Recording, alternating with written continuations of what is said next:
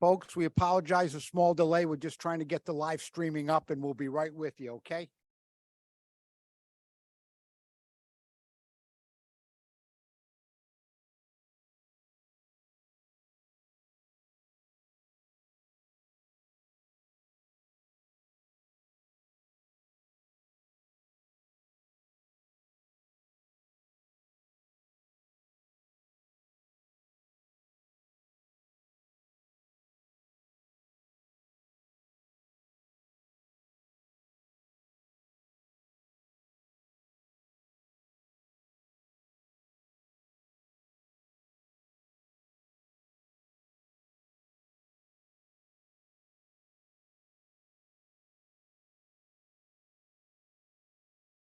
Okay, it looks like we're back in action here. So first and foremost, I want to welcome everybody to the special meeting of the Cumberland Town Council for May 25, 2023. For the record, we have six councilors present, with Councilor Bradley absent. I'm going to call the meeting to order at 6:03. And the next item on the agenda is the Pledge of Allegiance. I pledge allegiance to the flag of the United States of America and to the republic for which it stands, one nation, under God, indivisible, with liberty and justice for all. Thank you. Also like to welcome the department heads, school representatives, and parents and teachers who have joined us tonight. So thank you for coming. Next item on the agenda, council, is a general announcement. Does anyone have a general announcement they'd like to share? Hearing none. The next item on the agenda is public comment. If anybody would like to address the council on any matter, please come to the podium, state your name and address for the record.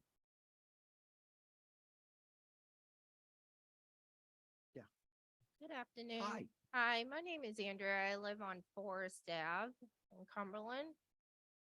I am here today to speak out against the rebuild of BF Norton and its placement. I have no issue with BF Norton being redone.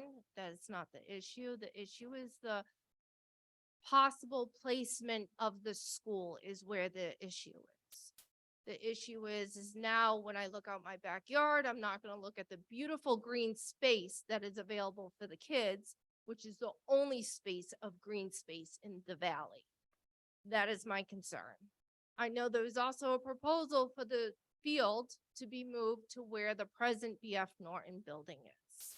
That cannot be an option considering the considerable traffic and the danger that is there constantly. We've had cops there multiple times to direct traffic because the in and out traffic on Broad Street is extremely dangerous. To put green space there and to put children there cannot be an option. The safety is for the kids for number one. I definitely think that where the parking space is now, the extra lot that they had just received in the beginning of the year, that side lot in the green space with the green steep hill should have been the proposed spot in the original thing for BF Norton to be rebuilt. Should not be over the green, beautiful space that is there. Disturb anything that was redone with the Veterans Memorial, for one. The field was just done not many years ago. To rip it up and put a building there should not even have been considered. Also, the consideration of the proposed picture that I saw, it is literally against a whole street of houses. I feel like that was not considered whatsoever. I wish somebody would have came up to our doors and talked to us and say, hey, we're looking at building a building 20 feet away from your backyard. There was no consideration for that entire street. Renovations on BF Norton were done about 10 years ago. Honestly, the school is not falling apart. It does not look like the other schools that have been ripped apart and renovated, absolutely. But if there was going to be an addition or anything like that, placement needs to be discussed because it's going to disrupt an entire street of houses because it's going to be lined up right behind my house. I personally do not want to listen to construction for over a year. I don't think that's right to disrupt everybody. Building is going to be there. I'm going to open my door and look at the back of a building. I am going to have lights all around the top of the building all night long on for security purposes because you must have lights on. Those lights are going to be now shining into our windows. If it was built, like I said, across the entire big street, you know, that big grass hill in the side parking lot, that would not have disrupted one single person with that placement. But definitely not moving green space to Broad Street when it's already a dangerous situation makes no sense at all. And this needs to be considered, all of these factors. I mean, a new school, great. Not saying don't do it. I love it. Every kid should have a new school, but safety, placement, and taking away the only green space in the valley is not an option. It should not have even crossed anybody's mind. Thank you. Did you state your name and address for the record? I'm so sorry if you did. I didn't. Andrea Henderson on Forest Ave. Oh, you did. Yeah. Thank you very Thank much. For anyone else in the audience, I'm just going to get through. Sir, can you just, 1 second? I'm going to get through this regular public comment, and I know it's a resolution, but when that topic comes up, I'm going to take questions on BF Norton. So just let me get through this public comment that's usually open for other issues, unless, sir, your issue is not BF Norton. Just, I'm going to get there in 2 minutes. Is there anyone on Zoom, but we're not connected to that, who wants to? No one on Zoom for public comment? Thank you. I'm going to go to the next item on the agenda. If no council member has any issue, I'm going to move up resolution 23-41 to be heard first. Good. I don't see any objection to that, so we're gonna go to old business. We have resolution 23-41.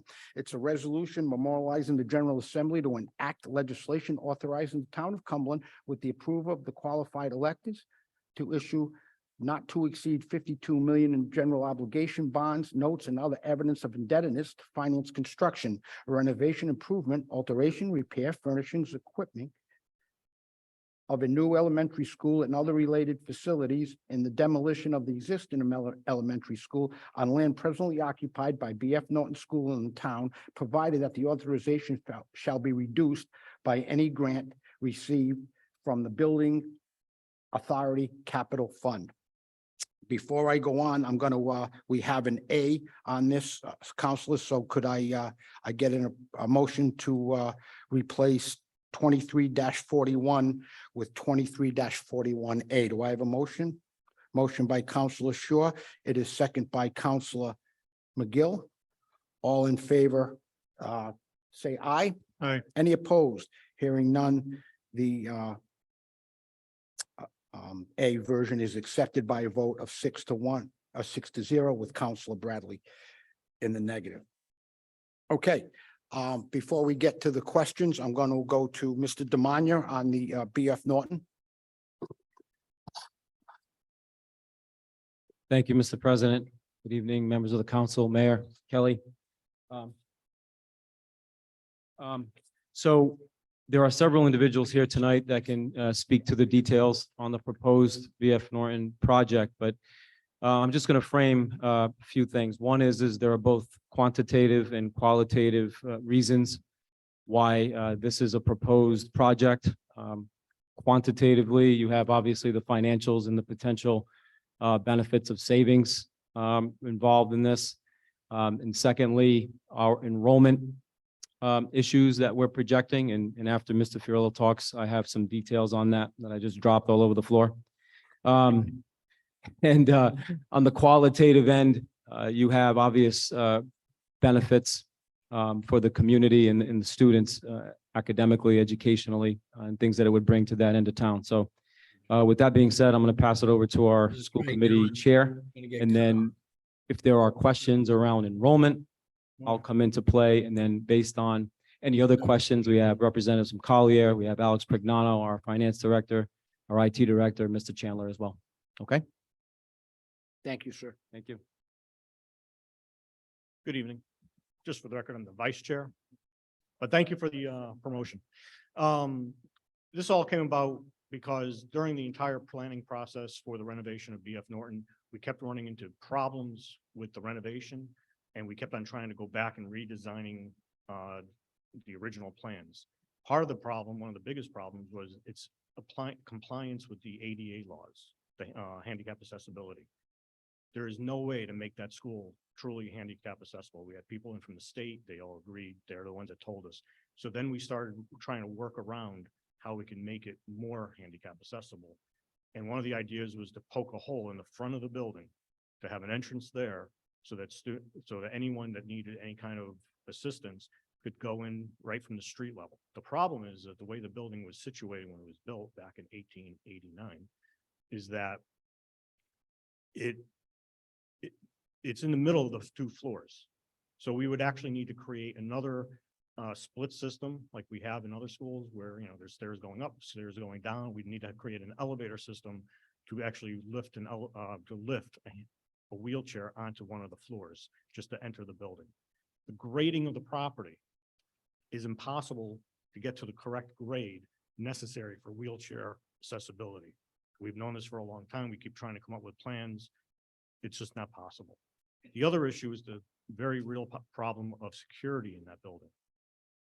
Once you enter that building, there is no way to actually confine somebody into a vestibule, a security vestibule, like we are working to get into all the buildings now. So that would also be resolved by having a new building. The other issues that we were having is we also knew that the roof would need to be redone at that building. But of course, we never had enough money to do all the work on that building that we needed to, or for any of the other buildings, quite honestly. The other problems at BF, quite honestly, is the size of the number of classrooms. Because of how that building is situated, there is no way to expand that building. We've looked at various ideas, even we floated out, quite honestly, a crazy idea of adding another floor, which is really not in the best interest of an elementary school. The issue that we are having is right now, in 2023, we are pushed to maximum limits in many of our classrooms. With the building, with the draw that the school department has been creating for families coming to this town, as well as special education increases, we just don't have enough space to house all these children. We would have to keep moving children around from one building to another, which would increase all of our transportation costs. Because once we do that, we then need to provide a bus for them. And we know how expensive buses are. If you don't, it's $80,000 a year. The issues is that part of the problem at the state level is they wanted 21st century classrooms, Da Vinci rooms, common learning spaces. What that would do is it has decreased the number of classrooms that a building is able to have because of these other spaces. At BF, we would go from a 2.5 track school straight down to a 2-track school.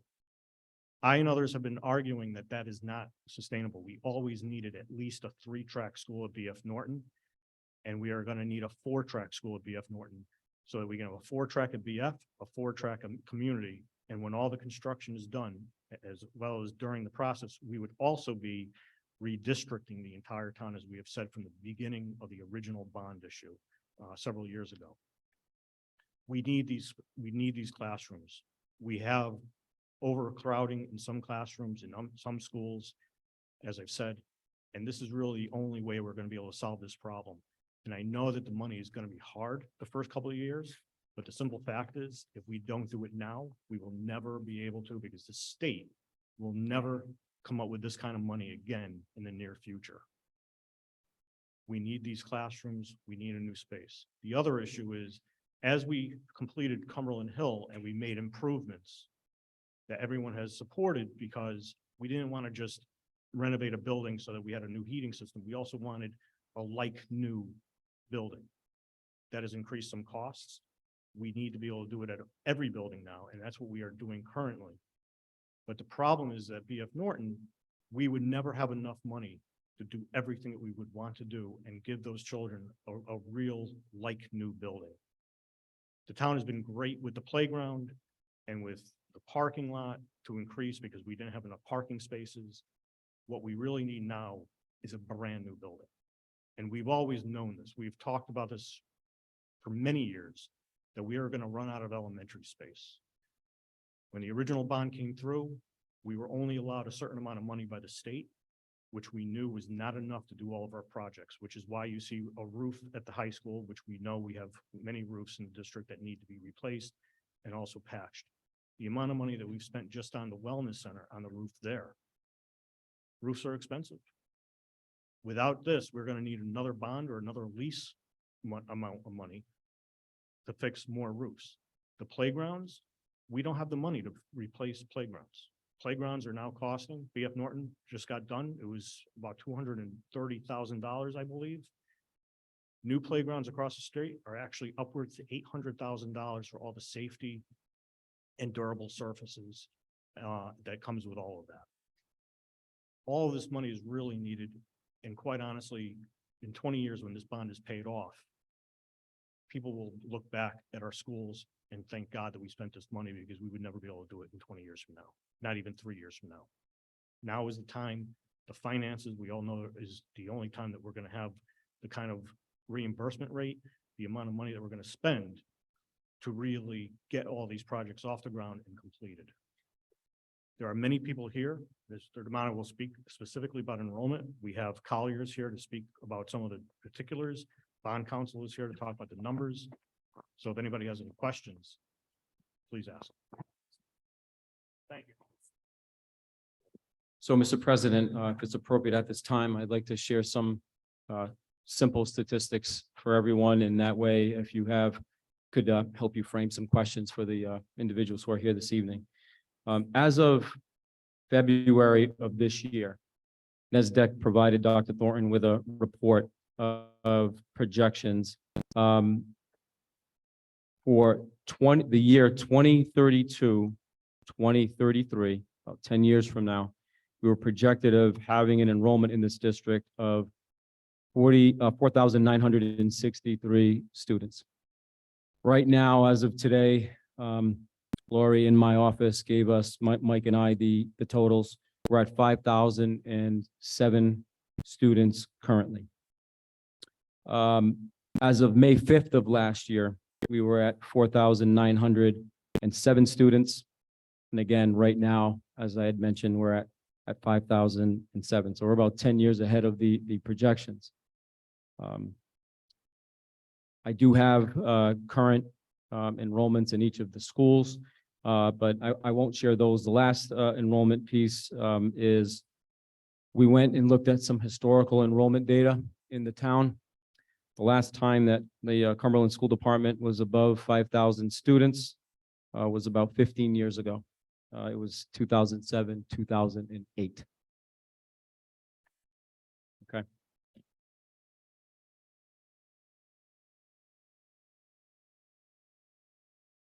Council have any questions? Oh, Would you like okay. to probe? I'm sorry about that. No worries. Are there any questions for Mr. Demania? I do have one, if you don't mind. The concerns that this resident from Forest brought up, was there any, we're at the school committee meetings when this was addressed, obviously, but was there any community outreach so that they would have had a pretty good idea of where this was standing? Turn that over to Mr. Fiorillo. No, quite honestly, we did not. I don't know if anyone talked about it. Without Dr. Thornton here, I really don't know.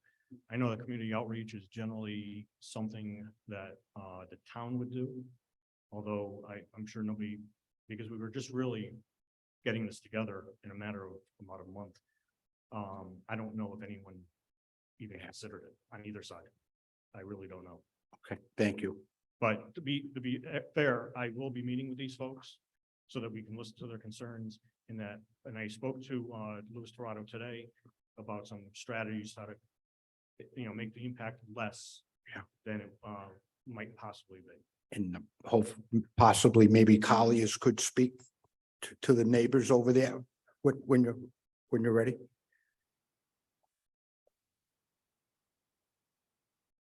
Holly Demers from Colliers, they're the owner's project manager. Through this process with RIDE, there will be traffic studies that we can have community meetings. We can make sure whatever there's information out there so people understand what's coming. Louis Torado, your architect, will do presentations. As we move forward and we're putting the stage 2 together, we can do it. And then up until we get to the referendum, that's pretty typical. But there are very specific reports that we have to give to RIDE within the stage 2 regarding, the traffic and all of that. That's not something we take lightly, even placement of the building, making sure the impact regarding setbacks and everything. So all of the concerns will be addressed. Thank you. Councilors, did anyone have any questions for either the school or Colliers?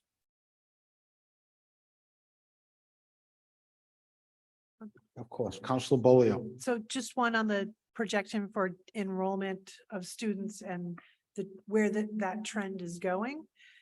if you look fast forward 10 years, and I don't know, I don't recall how long NASDAQ projects, but what's that number look like 10 or 15 years from now? 6%, roughly, a rate of 6%, is what I saw when I was reviewing this today.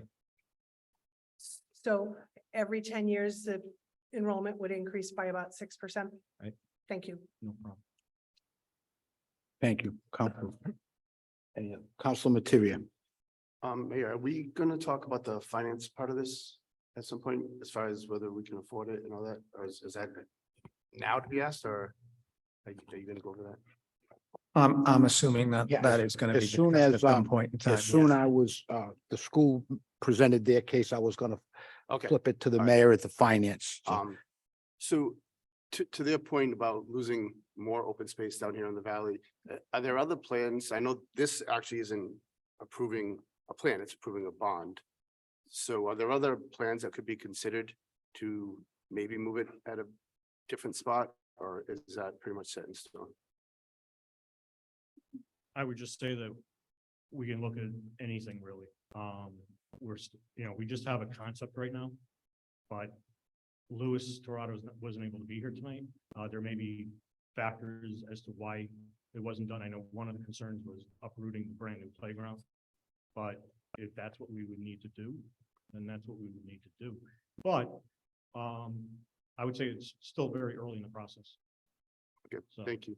And I just want to clarify that the green space in the front would not actually be a play area. It would be more of a sitting area, I believe, park benches, green grass. And I do believe the town has some long-term plans for some green space down in that end of town that have been discussed at points, so. Thank you. Thank you. Mr. President, Mayor. I appreciate this, the segue from Committeeman Fiorillo. Yes, the town, I mean, it's not related to this project, but the town recognizes that there's been some recreational opportunities that have been, withdrawn or changed over the years in District 1. I call District 1, but in this area, and nothing is carved in stone, but there are definitely objectives and things that we're working on to rectify that situation, if you will, which would include a large area of green space and a new hardscape park that was taken away from right across the street from Town Hall. So it's not related to this project, but just to let you know that we're looking to solve that problem as well. Thank you. Thank you. Yes, Mr. sir. Mr. President, if I may, we do have representatives here that can speak to the financials succinctly for the council, if you'd like for them to come up. Give an Absolutely. overview. The more information is the better. There you go.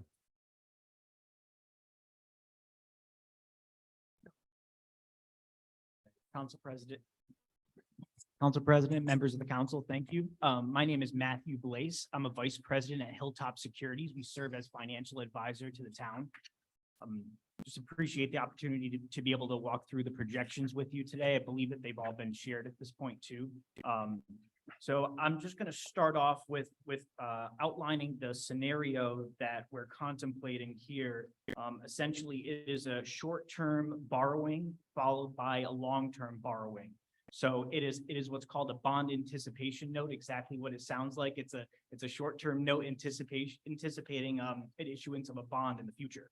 So there's essentially 8 million or so worth of money that's going to be raised in the $79 million bond issue that's already been approved, and it's allocated to BF Norton. So what we determined is that based on the expectation to spend, the 8 million is going to be spent pretty much by September of 2025. That's when the additional need is going to come from the town. So with the short-term note, it assumes 52 million for the remaining projects. It's issued in September of 2025. It's a 2-year note. And essentially is $3.1 million worth of interest that's associated with that note. When the bond is issued, the 3.1 million, and you can see that in the second column over here, September 2027 bond issue. What the bond issue does is it takes out the $52 million from the note, and then it will also roll the interest cost into that as well. And so you can essentially get it all done with just a note in a bond. Right now, we're assuming, it's gonna be just under $52 million that's gonna need to be issued for the bond. It's gonna include the $52 million of the project fund for the actual BF Norton for the remaining projects. And then the 3.1 million that's gonna be for the bond anticipation, no interest that's rolled in, as opposed to paying it from budget. So that's one of the benefits of rolling it into the bond, is that you don't need a budget to pay the $3.1 million. And that's gonna be, right now, we're contemplating 30 years, 30-year final maturity. I'll get into that in a little bit. I'd like to just move down a little bit, and I just want to point out the debt service here. You can see it's showing on a gross basis. So that's $101 million. It's assuming that there is no reimbursement from the Rhode Island Department of Education. So if there was no reimbursement, which we know that's not the case for this, it would be $101 million that would have to be repaid back by the town.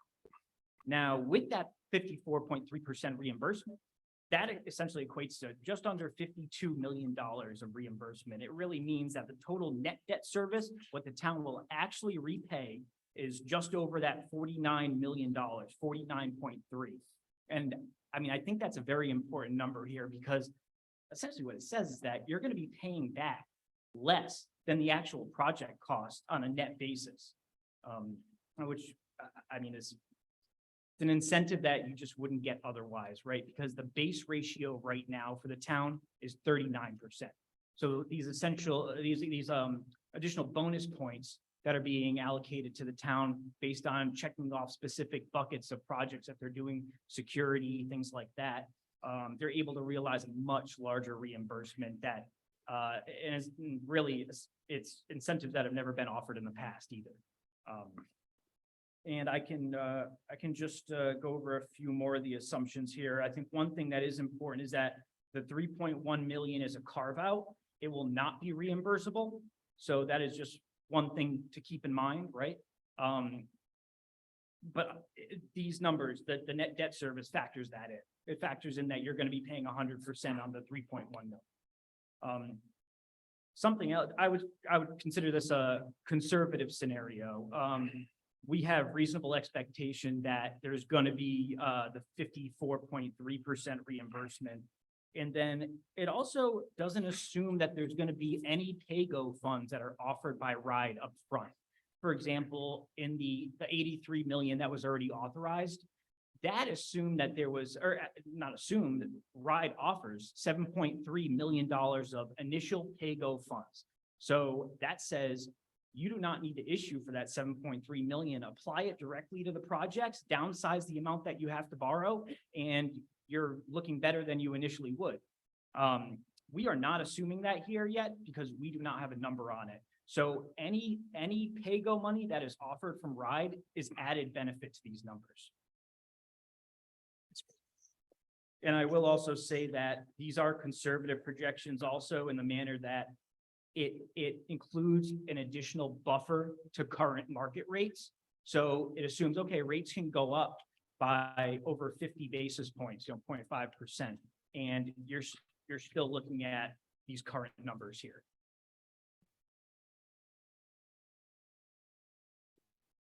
And so, that's great for the BF Norton project, right? But what exactly does it mean for the overall debt profile of the town? So right now, on a gross basis, assuming no RIDE prior to RIDE reimbursement, the highest debt service payment of the town, and this assumes the 83 million is, or this assumes that authorized project is already issued. So we are already factoring that in, even though it hasn't been issued yet, it will be in the next few months. We are factoring that into the numbers because it's something that needs to be contemplated here as well in the overall picture. So, your column over to the left, it assumes almost 9.5 million total debt service is what the town would have to pay on a gross basis. Now, and that's over in 2027. Now, that's eligible for a housing aid reimbursement of 3.9 million on a net basis. It comes in at 5.5. That's just an example of 2027. When we look at the total net debt service of what the town's going to be paying, let's say existing plus the 83, that high debt service hits in 2024, it's 6.2 million. Now let's factor in BF North, right? You know, we look at it at gross debt service. We looked at it before. It's around 3.42 million or so. We factor in that reimbursement. You saw it on the prior page. You know, net debt service essentially comes in at 1.67 or so million.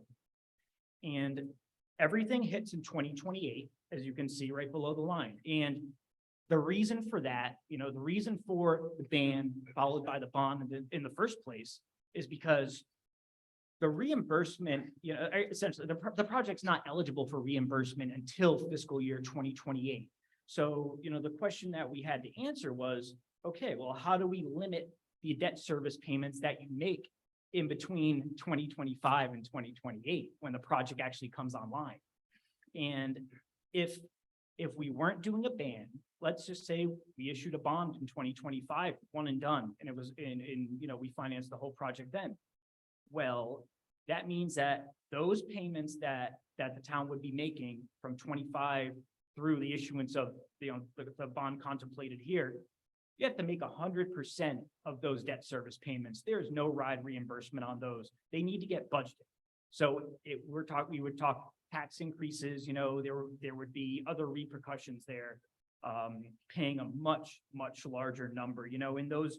If you look all the way over on the right and you look from 23 to 27, you know, really focusing on 25 to 27, it could easily be that 3 million plus, you know, so you'd be looking at more like 8 million that you'd have to budget for total debt service in those years. It would be a heavy burden on the town. So just as a rationale on why we're approaching it with the short term followed by the long term, it's really to be able to maximize those reimbursements. So we're realizing the reimbursement right in 2028, and we're able to lower that debt service cost instantly, essentially. So I'll just go back to that, you know, we see the net debt service number, and really in these three boxes over on the right, these three columns that are all shaded blue, gross debt service after everything, if you were really looking at it with no reimbursement, I mean, the maximum annual debt service, meaning the highest amount in any year, is 8.35 million.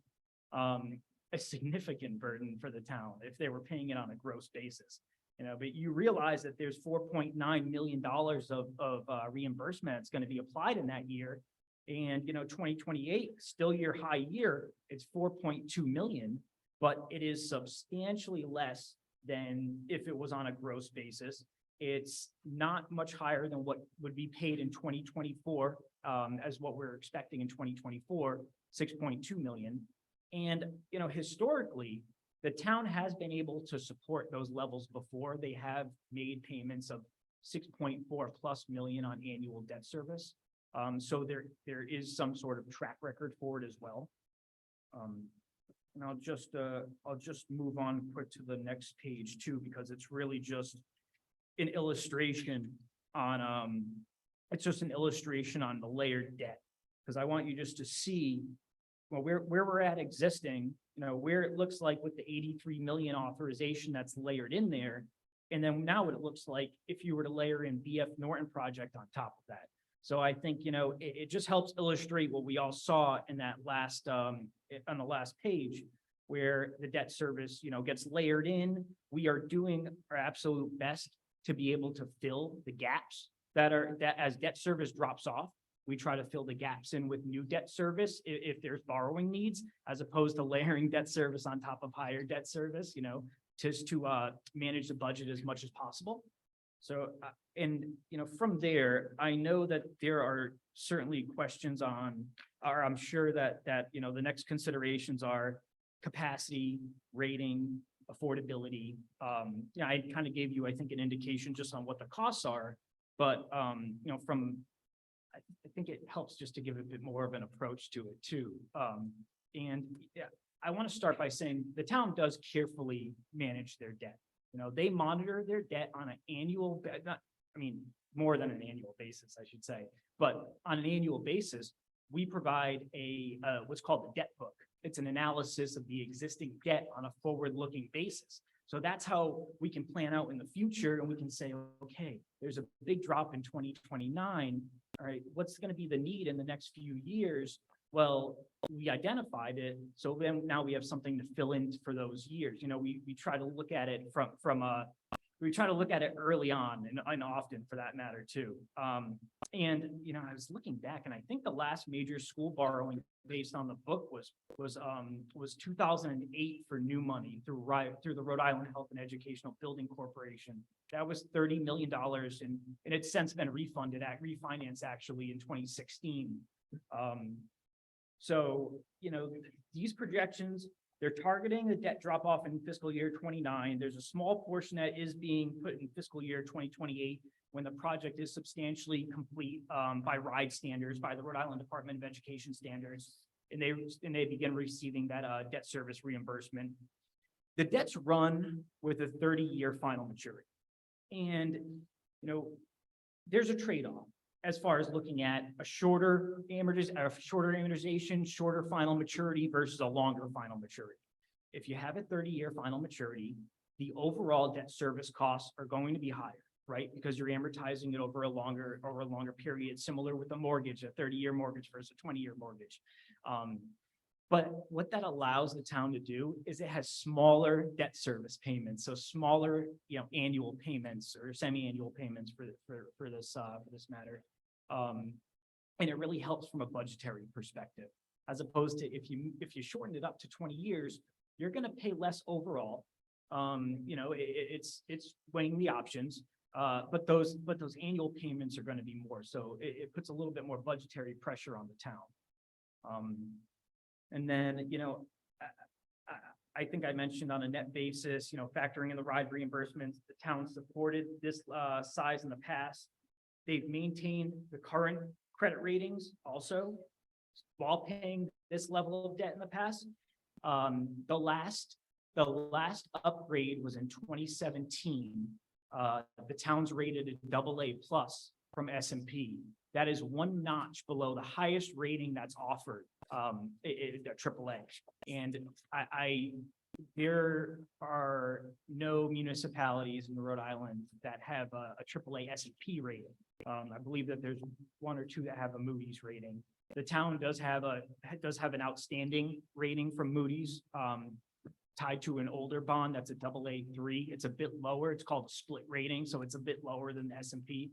When we, and just for your edification, when we go out to market, we usually go with S&P rating. It's perfect just to go out with one rating, so we just go out with the higher one there, just to, because that's what we're really targeting, this S&P.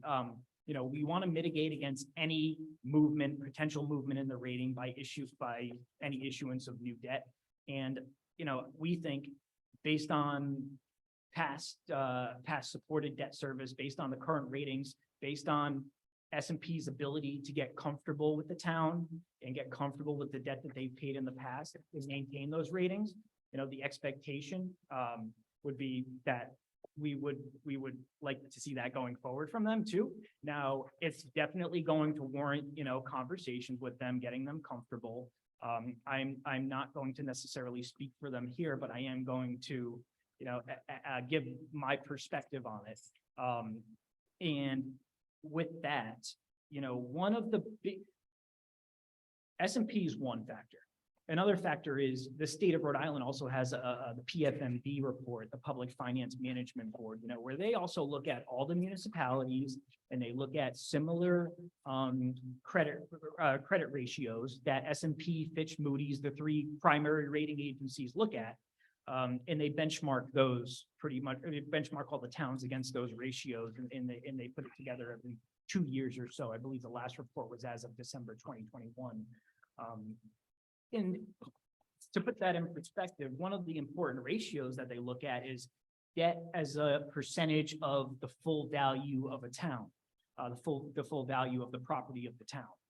And currently, a recommended target, I would say, is 3%. That's where the PFMB targets, and that's where a lot of the rating agencies target as well. The town currently is at 0.8%. Following this issue, it would be more like 1.8%. So still well below that 3%, target that a lot of folks look at, primarily the rating agencies and PFMV. Really, the town could issue, if we're talking capacity, it could go up to 136 million of outstanding outstanding bonds before you hit that 3% limit. So just to give an idea of what could potentially occur. With that being said, this project is coming on the heels of another project. So, if we go back and we look at that chart, the stacked bar chart that layers the debt on top of each other, you'll see, there's not as many drop-offs as there perhaps was if you just look at the existing debt piece. So there's going to be a bit of limited capacity going forward. It's just a consideration, something to keep in mind. So they're gonna have to be, prudent with future issuances. I know that, there aren't major borrowings that come up on the town side often. The last borrowing, I believe, was in 2020 for road and bridge projects, 2.5 million. I believe last one prior to that was 2018. And now we're gonna have the authorized 83 that comes in, which is gonna be a little bit less, it's gonna be a bit less than 83 actually, but I'm just going by the authorized amount for round number purposes. In this BF Norton. So, we just think it's something to consider going forward. If there are major plans that arise, it would require to raise debt service above these current levels. And if it wasn't a school project, it wouldn't be subject to reimbursement. Like I said, just considerations to think about as we move forward. So, some takeaways. The town has the history of the careful debt management.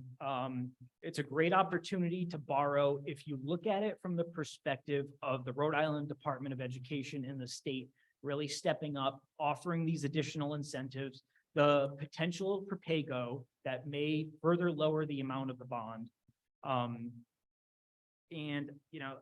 I always get hung up on the fact that you're able to pay back that 49 million less than the 52 million that the project is actually going to cost. I don't think that should be overlooked. I just think it's a great benefit. And then, based on current market conditions, debt levels are in line with the town's been able to support in the past. They're at ratios that the rating agencies, PFMV, have been comfortable with based on current methodology for them. And then I also mentioned the mitigating factors, it's gonna limit the capacity going forward. The town's still issuing, what could be easily considered a large amount, right? Two bonds in a row. The only thing that's going to really butt up against that is the fact that the town's receiving the reimbursement. So with that, I'll just open it up to any questions. I know I've been speaking for a bit, so I'll give you all an opportunity to ask me anything that might be helpful. No, that's fine. The more information, as I said, is better with this. Counselor Shaw. Thank you, Mr. President, and thank you for the extensive knowledge on how the schedule is going to work. So just for clarity too, the payment schedule as it's outlined, which I know not everybody, I don't think has it in front of them to see what you were going over as we were looking at it on our side. Those payments on the left, all the payments, that includes all the interest, that is the actual dollars That is per year going forward, correct? That is principal and interest, any costs of issuing the bonds, legal costs, advisor cost, everything that comes on top of it. That is everything. That Yep. is all inclusive. And the only thing not to consider quite yet, because we don't know, is the pay-go. Yes. It's not a question of if, it's just what. It's the amount that That's- will be allocated for the pay-go, but generally there is a pay-go typically with these types of If bonds given, right? if it's anything like the first round for the 83 million authorized, and yes, there will be pay-go that is also offered for this. Because we don't have the number in front of us, we didn't want to make a projection and miss the mark. Right, just because you don't know where the Department of Ed's gonna necessarily end up. But I think without even factoring it in, it still paints a pretty solid picture. and anything that is offered will only be a benefit. I would, my aspirations is that there's a pay-go. I would love to see it be similar to the 7.3 million for the first round, but like I said, I like to just manage expectations as far as that goes. And not considering the plans, this is just as far as the payments go and the numbers of the cost of the project goes. Correct. It would be just tacking on 1.6 million, from what I understand, throughout the entire schedule in order to accomplish what kind of similar to what when we advocated, or when I advocated for the 83 million, we called it the once in a generation opportunity, right? That Right. was at that present day, Yes. 2018, 2017. Right. That is what it was, Right. right? Yeah, Here and- and then now here we are presented.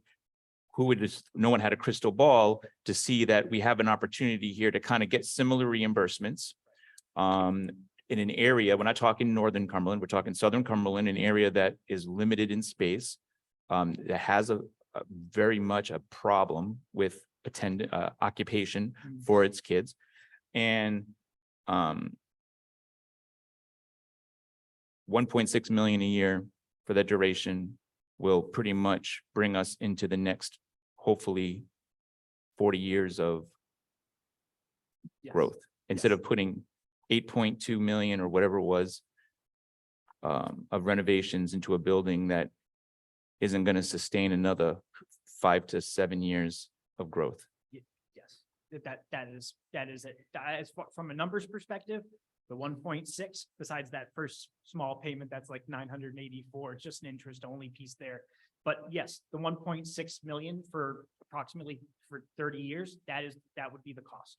And I would assume if what our process here tonight is to put it to a referendum vote, not so much approve anything as far as that, but give it to the voters to do Right. is what we'd be voting on. Correct. Further discussions would incur with the property owners in and around the area, the studies and all that stuff too. So this isn't like everyone had all the knowledge and now we're making a decision Right. tonight. So Exactly. It's not saying, The only- if this goes to voters, it is definitely getting issued, all of that. I mean, if the market was to say completely turn upside down, let's say what we saw during, a few months during COVID, rates absolutely spiked, things like that.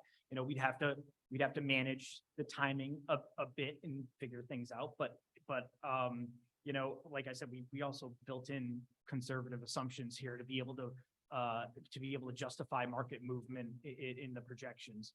And I do like what you said as far as like the once in a lifetime opportunity. I don't like to be a car salesman about it, but the incentives are very attractive to be able to do a project like this. And I don't want to say that they'll never come up again because I have no crystal ball. No one ever knows. We didn't know when we were doing the 79, they're 83 or, whatever number we want to work off of there. But,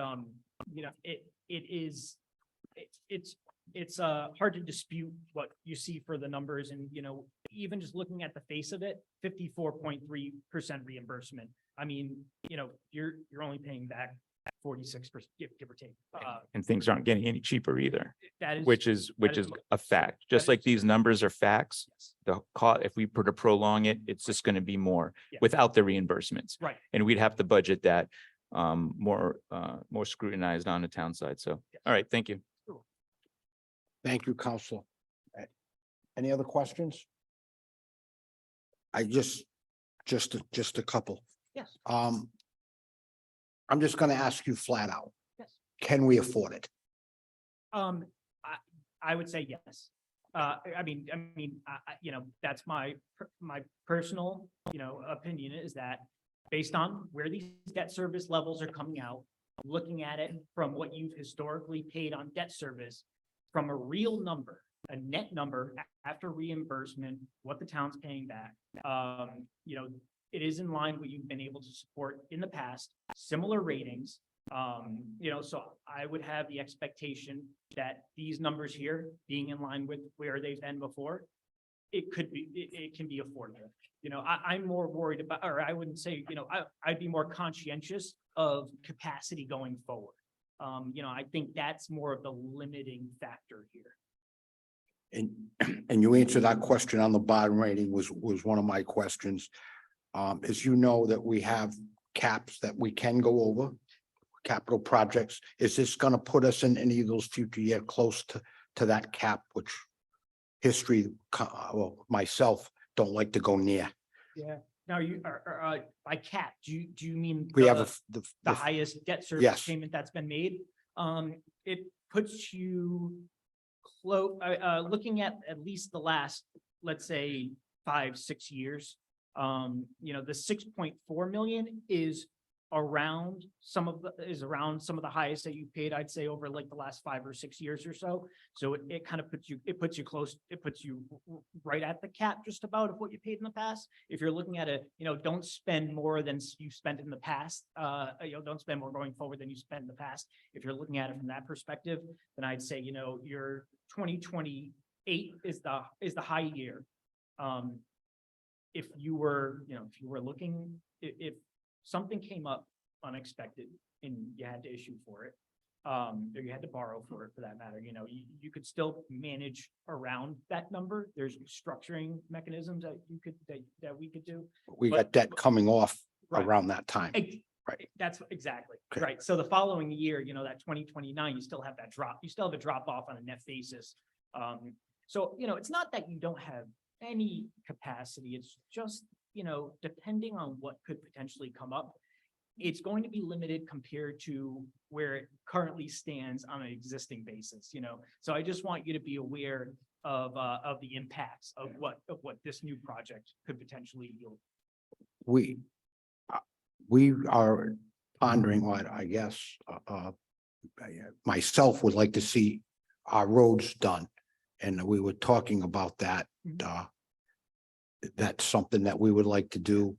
I don't know what the total amount would be that we would need. I don't know if Mayor, you had any type of idea on that, but can we do that as well? I'm hesitant to say anything without seeing a number, Sure. but with that being said, the town, like I mentioned before, borrowed for a road and bridge, for roads. It's a road and bridge program. They borrowed through the Rhode Island Infrastructure Bank in Right. 2020. And by borrowing through that road and bridge program, I mean, the town could have went out in the public market. They could have done it on their own. And they have authority, they had authority to do so. They can. But by going through the infrastructure bank, you actually receive a subsidized rate. It's 33% below market rate.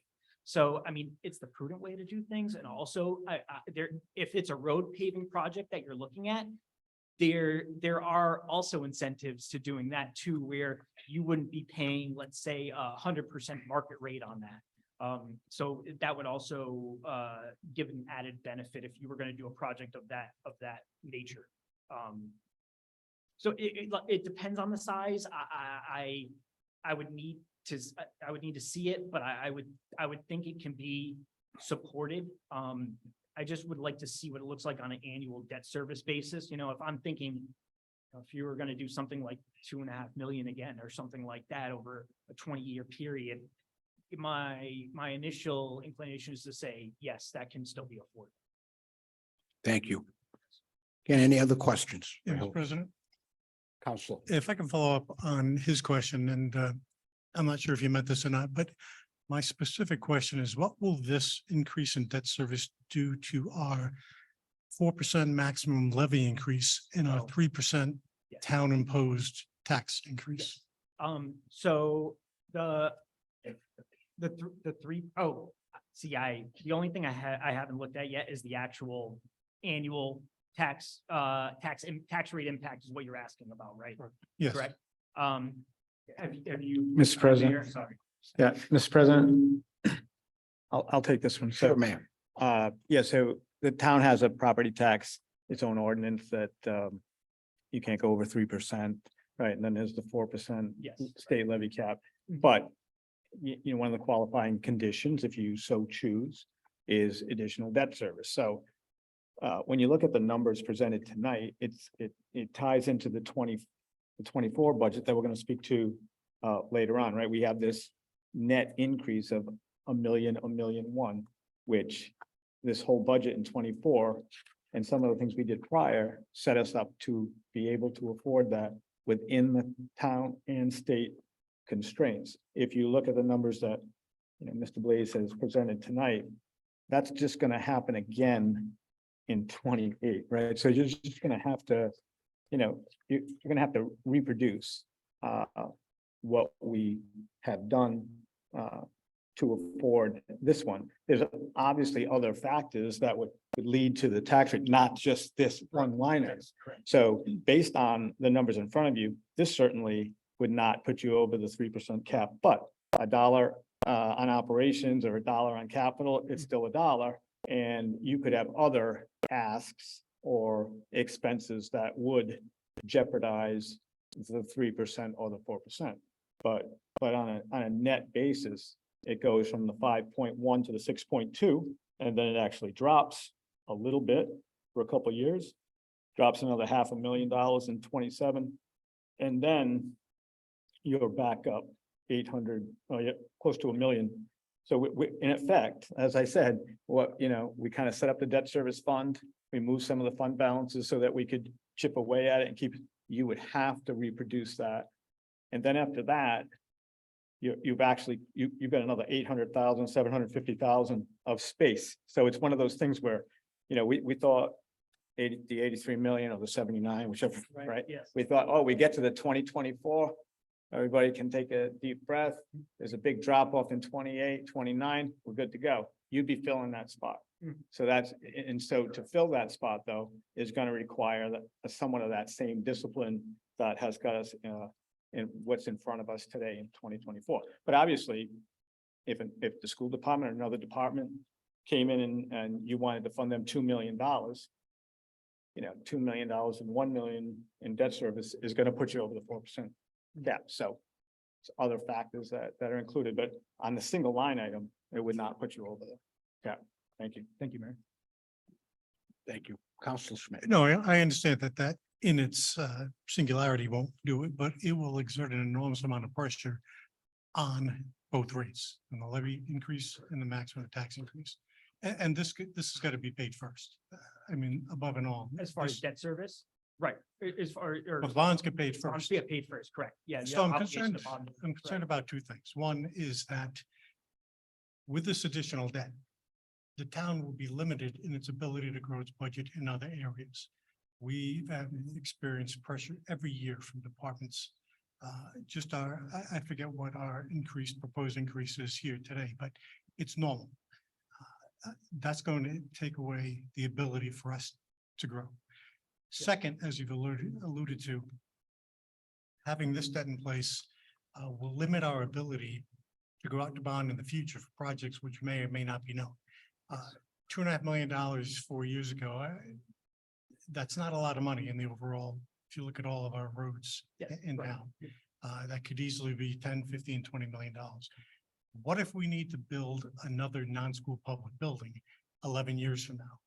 I don't know if we'd have the ability to do it.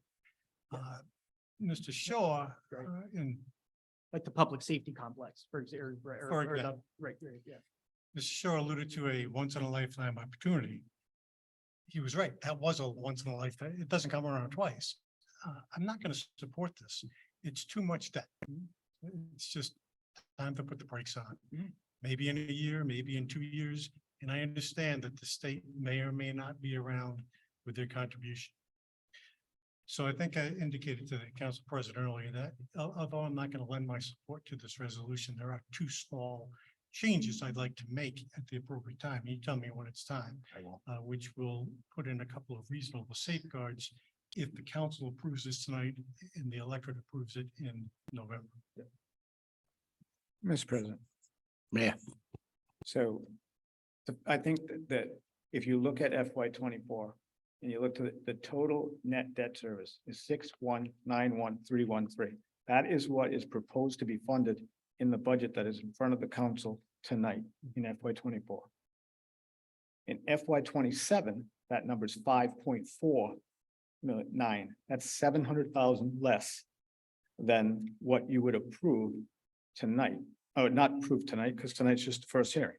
But if it was to be approved, what what you're missing, the expense is increasing, but the revenue side on the school housing aid is also increasing. And it's actually, if you just talked about those two line items with revenue and expenses on the debt service, it's going down in 25. It's going down in 20, or it's pretty similar in 26. It goes down $500,000 in 27. Now, a $2.5 million road bond is about 150, let's say, just round numbers. You're actually 500 less in 27 than you are in 26. So it isn't, if you just looked at debt service, that I would argue that it's not true. That because if you didn't have there is no extra strain on the budget based on 24 and 25, there's less stress on the budget in 25 than it's on 24. It's going down. What really is in front of us is, instead of doing a BF Norton school for what would amount to be 101, but cost us 49, if you did, road repair is not reimbursable, right, on debt service. So you could do a $25, $30 million municipal building or municipal undertaking, and you'd end up in the same place. But you can't do both, right? So that's accurate. I mean, they're definitely, it isn't, it's the total, it's the net debt service that's increasing. So it's not just the expense. So I just, if you're weighing it against other options, which are, or other potential spends, absolutely, that is absolutely out there. But as far as like funding the line item, there's actually less, there's less budget stress for the next 3 years. Right, Uh, right. that- But it's right. You could view it as the equivalent of looking at a $26 million bond issue perhaps and spending 100% of the debt service on it, right? Because you're essentially getting 50% off here. I'm just using round numbers, but if it was a $26 million road bond that came through, the numbers would be similar, and I assume that the response, in that case would be similar too. But that's just, that was a good point, Mayor. Thank you. Thank you, Mayor. Council McGill. Just one question. So the reimbursement from the state, is that a solid number or is that a projected number based on a scenario? It is a projected number at this point. It is based on, there are four, correct me if I'm wrong. There are four buckets of additional 5% reimbursements. So could get up to 20% reimbursement. Right now, the three buckets are to the best of my knowledge, achievable and reasonable as far as an expectation. I'm sorry. Yes, the 3 bonus points that we're referring to, this particular new construction fit into that. So we're confident conservatively that it'll be, that they're pretty much guaranteed as far as the rules of ride and how you qualify for them. So there are a bunch, but these 3 fit right into the requirements of ride for each of the bonus points. An example of that is health and safety or educational enhancements. And there's one that is, this particular one is utilization, because you will need more space. So they're really straightforward. Okay. We had talked last week about, there's this energy bonus point as well that we're hoping goes through with the state. And this school would qualify for, we know, like relatively easily for two more bonus points. So, but we didn't run that in the numbers because we were trying to be conservative to show you, this is conservative and it'll only get better. Okay, all right. So it's a projected reimbursement at this point, because we were at a meeting where they said there were some factors at the school that they weren't positive on. They were hoping to be able to achieve. Right, and these 3, based on how you qualify fit into those three buckets. There's a fourth one that, it's a bit of a stretch. So that, that's why we didn't put it in. And if we can get it through, that would be fantastic, but we just certainly didn't want to make that assumption now. Okay, thanks. Counselor Bolio. Can you explain really briefly how PAYGO works and how it could influence this favorably? Yes. From a high level, essentially, it is just upfront money from the Rhode Island Department of Education. It's based on a formula, I believe, based on a formula as well, 15%. Okay, great. Thank you. Just making sure that I'm following correctly on there. So it's based on a formula, and it's what it sounds like. It's money that's upfront that goes right directly to the town, and with that, it's used for the BF Norton project. That at least the designated pay-go for BF Norton would be used for that project. And if you received, if it was, let's say it's $2 million, right? Instead of having to borrow for 52 million worth of projects, it's 50 million worth of projects. So it's an automatic benefit. So would it influence the projection tables that you have shared with us? Correct, it would. It would lower those amounts. It would lower the total amount needed to borrow for the short term, for the long term, and it would lower the annual debt service payments as well. And so this table of debt service is really just a point in time based on a number of factors. That is That correct. being one, That is correct. interest rates being another. Correct. And so if interest rates moved in a more favorable direction, we would do what we've done in the past, which is refund or refinance. Refund, yes. Yeah, we would refund the bonds. And so this table would look differently Yes. if that worked. Right, and that's actually, I'm glad you brought that up. It's a good point too. These are 30, like I mentioned, 30-year final maturity, right? But these bonds are structured with what's called a call option. And it's usually 10 years. So what that means is that after a 10-year period, the town has the option to refinance these bonds for debt service savings, assuming that market conditions are favorable compared to where they are when the bonds are issued. So, and that's at no real cost, that's at no cost to the town or anything like that. It's not like there's an upfront cost to be able to have a call option in there. 10 years is standard as far as municipal bonds go. And I mean, there could be an option to refine if rates got really low and it was shorter than 10 years. You could technically still refinance. It would be taxable instead of tax exempt. That's the only caveat with that. So taxable rates have to be lower than the tax exempt rates when you issue the bonds. Just if that's helpful at all. Yep, it is. Thank you. And if we were to have to, if this were rejected, just flat out, we weren't going to do it for whatever reason. And we had to make repairs to BF Norton to do a few things. One, repair the roof, or repair the heating system. We wouldn't qualify for the 4 factors, right? So we would be paying, if it's $1 million, we're paying $1 million. We would get the school housing aid. Is that right? If you were to, in other words, if you were to borrow for just renovations as opposed to doing a Yep, school yep. over, you would be instantly eligible, principal and interest would be eligible for the reimbursement at 39%, not at the 54%. Yep. It would need to be socialized with the state on whether those bonus points would need to be, or whether they would factor into the renovations or not. That's to be seen depending on what the scope would be of the renovations, but Sure. you'd look at a reimbursement of at least 39%. Thank you.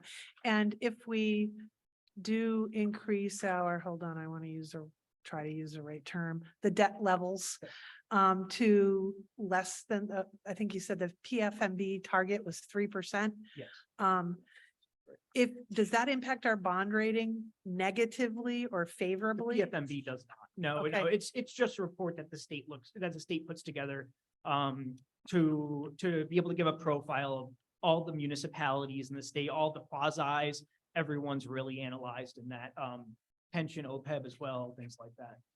And would, contingent liability. would this borrowing impact our bond rating and favorably or Yeah. negatively? I would say, not working at a rating agency, but working with them often and giving my 2 cents, they have, if you were to read the last rating report from S&P, for example, they would say that the town's debt and contingent liabilities are viewed as very strong.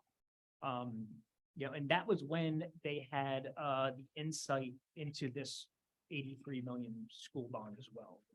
And it was also, while those payment levels were at the higher level, more towards that 6.4 million maximum payment.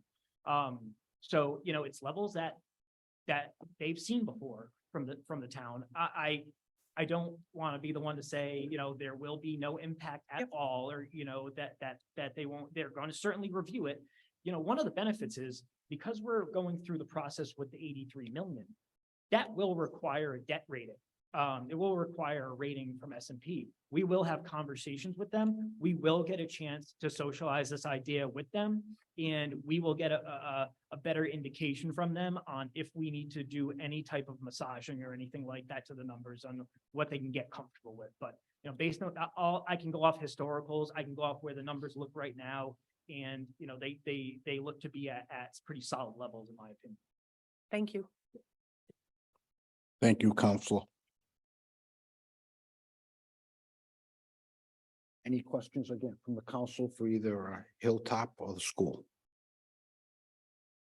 Thank you very much, sir, for coming down. We greatly appreciate it. Thank you all. I appreciate it as well. I just want to piggyback on something that Councilman Shaw brought up about essentially the equity issue. As we all know, Holly will testify to the fact that I've been harassing her since day one about the renovations that were planned for BF North.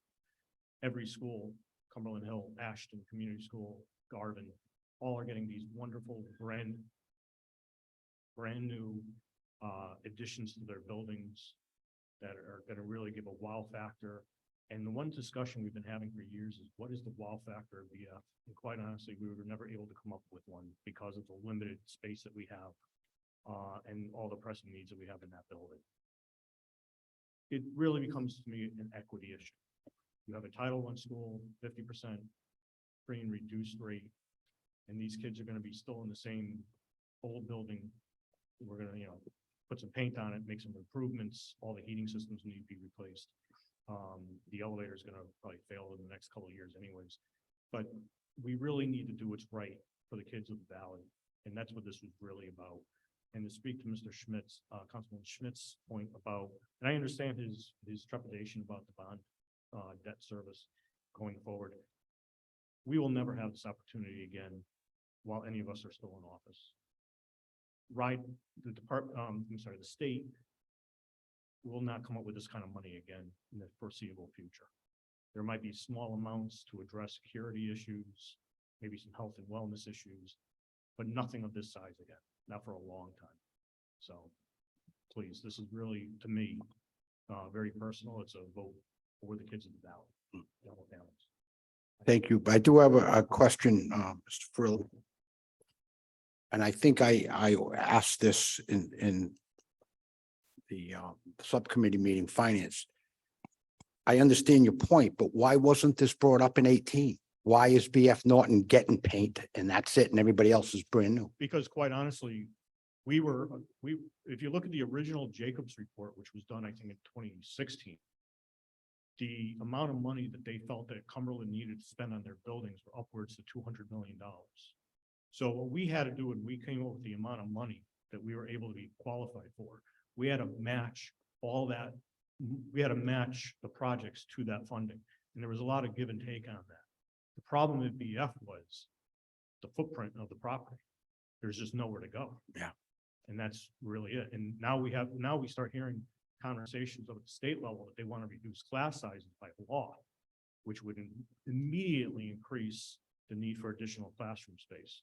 There's also the ongoing discussion about full day pre-K. Where are those classrooms going to come from? So this is really something that we need to do for the future of this town, and this is the only time we're gonna be able to do it. Thank you. Thank you, and I know Mr. Prignano wants to address one or two. Alex Brignano, Cumberland School Department. You know, Matt said an awful lot of things tonight, gave everyone a lesson on issuing school, on issuing bonds or whatever. But the one thing that really, I mean, that he said that is so unbelievable was that you're gonna pay less money back than what the original project's gonna cost. That's unbelievable. As a 30-year finance director type person, this is such a win. Your debt service is going down. You're getting a brand new school.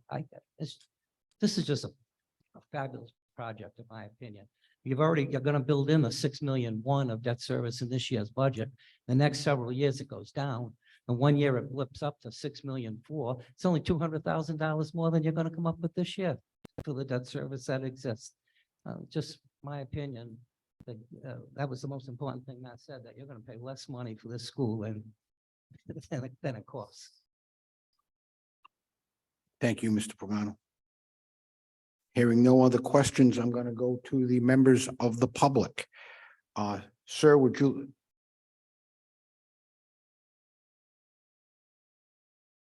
Yeah, my name is Roger Shippey, and I live on Forest Avenue. You're talking about the playground that nobody uses it.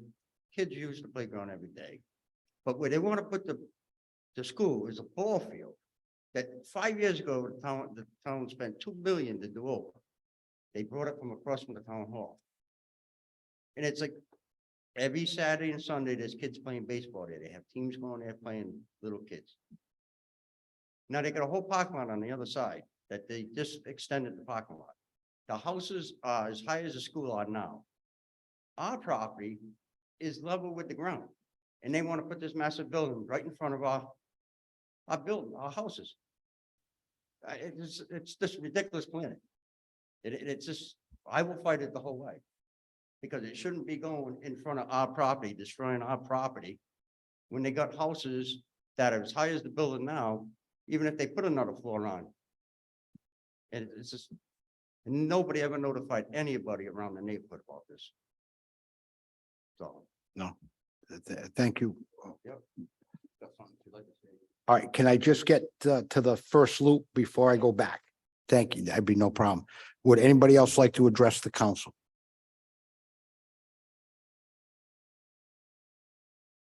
Hi, everyone. Ellen Caruso, 8 Douglas Drive. I am a lifelong Cumberland resident. I've been to Ashton. I've been here at McCourt. I have been to Cumberland High School and even attended BF in the 6th grade. I have taught at the former St. Pat's, and when we moved to BF once it was constructed. This is my 33rd year here in the Valley. So I'm hoping that counts for something, because that's my home.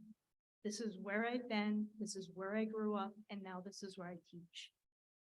I'm asking you to put the BF Norton plans forward and to give the voters a voice. It's important to our community, and it's very important to our kids. Our kids deserve this. Our kids have waited a long time for something like this. I also wanted to mention that many of our staff, PTO, and parents are here to support this, and we hope you all will as well. Thank you. Thank you very much. Would anybody else like to address the council?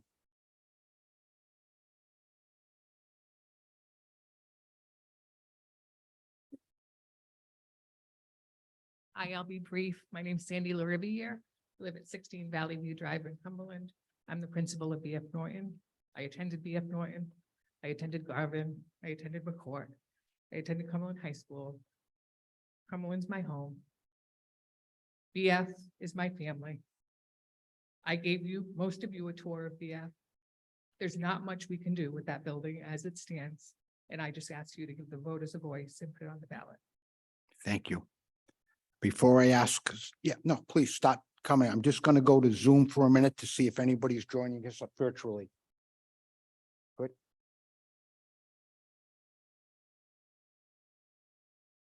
Hi, welcome. My name is Jessica Macedo. I live at 404 Angel Road in North Providence, and while I'm not a Cumberland resident, BF Norton is my second home. It's where I spent almost all of the 18 years of my career as a classroom teacher and now a reading specialist. And I feel like we have been waiting for something like this for a long time.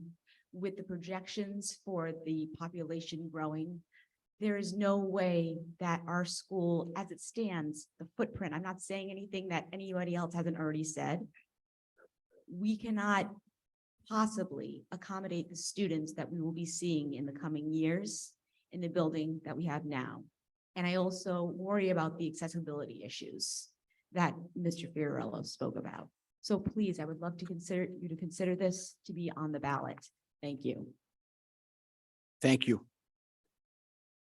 Would anybody else? Please, Sorry, I took notes from that's, everybody. you got nothing to apologize for. This is how government works. Okay. So my first statement is about the footprint didn't work, so that's why they didn't go forward with rebuilding it. On that sense, the footprint doesn't work still. There needs to be a new area for BF Norton to be built at. Especially now hearing the baseball field. We already know all that money was spent on the baseball field. So now that's wasted money. The renovation that they did on BF Norton 10 years ago, is that paid off now? Because now we're looking at, which this gentleman said, another in 20 years, this project will be paid off. So we're looking at debt after debt after debt after debt. So where is the town getting a break from debt? I see my taxes going up like everybody else. Can we afford it? No. The business I'm in, I am going to tell you exactly what you want to hear to get your signature on that paper. I will sugarcoat it all. Of course, look, this might happen, but I can't tell you all the cons that can happen, and it can make it 1,000 times worse of debt that you could be looking at. With the interest rates, the business I'm in, I know where the interest rates are going. People are not going to be able to afford to even buy a house very soon. It's coming. Second of all, guess what? You're now devaluing my house by putting a huge building behind me. That's going to happen. So we spent all this money on the baseball field. It's going to be ripped up. Are the kids getting a baseball field or green space? No, I just found out we're getting a little green area with benches. Is that okay for elementary? All the elementary schools in Cumberland have a huge yard, a huge baseball field, all the elementary schools. But now BF Norton isn't going to offer that for the kids. So is gym class now on cement in a parking lot around cars? Because now you're giving them park benches. Talk about money. First off, $80,000 for a bus. That's funny because my daughter's hours now got changed to 9 a.m. Why was it changed from 8 to 9?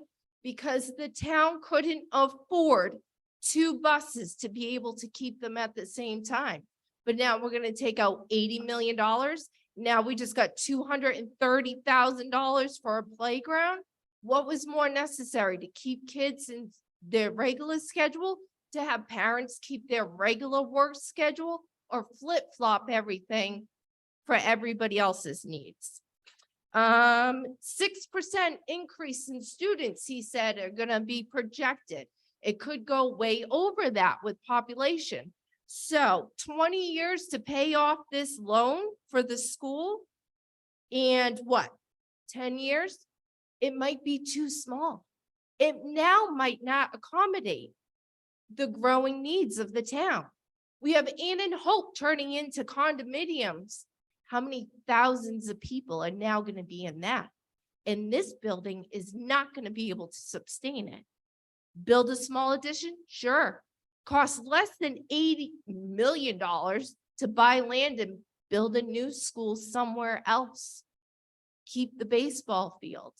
Keep the space for the children of the community. We have all different people from around the town that do their soccer practice there. We have baseball games there every week. Where are they gonna play now? And how can you say it's all about the students and the kids?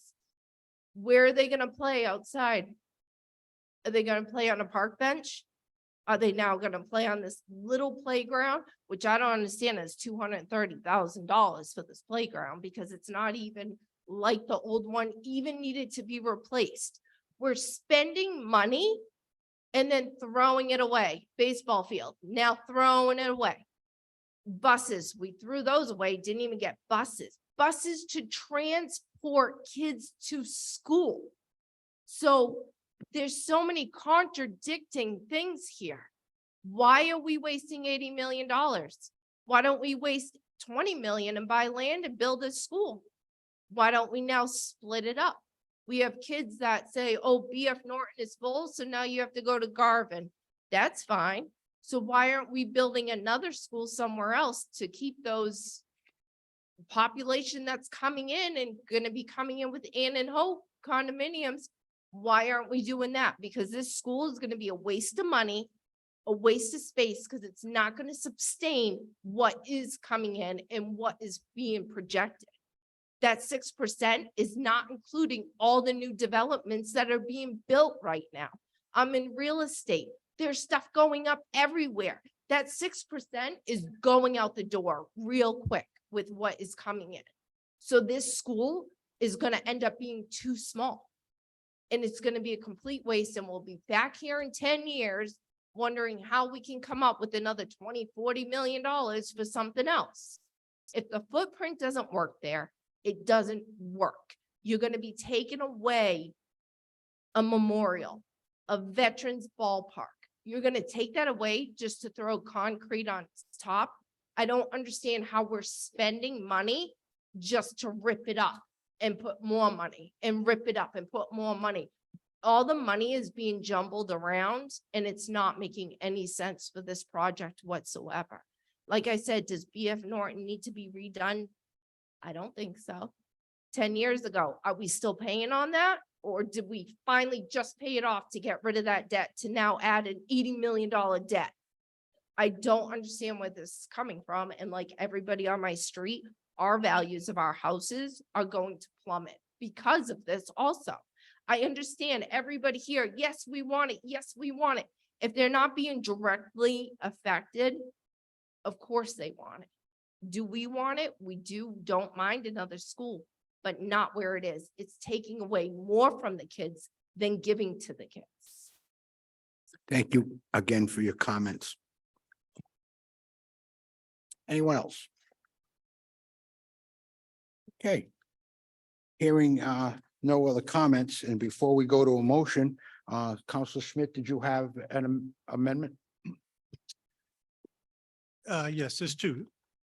The first, we've talked about 39 point, I think it's 3% base rate reimbursement plus the 15 additional points that we get. So I'd like to memorialize that in the resolution itself, very similar to what we did back in 2018. The purpose is so that if we don't get what we're anticipating, 54.3% reimbursement, we don't go out to bond. Let's say worst case scenario, we don't get the additional 3 points, which translates into 15%. We wouldn't go out to bond. The project would not survive. So to achieve that, on line 16, grant received from the School Building Authority Capital Fund, comma, provided said reduction shall not be less than 54.3%. I think that's probably a proper way to do that.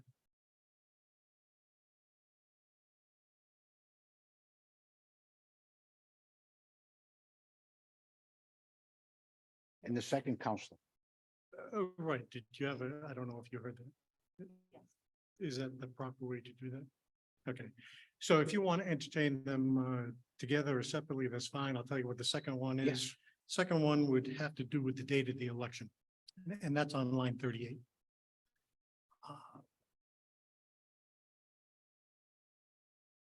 This act shall be submitted to the electors of the town at the next special election on November 7th, 2023, period.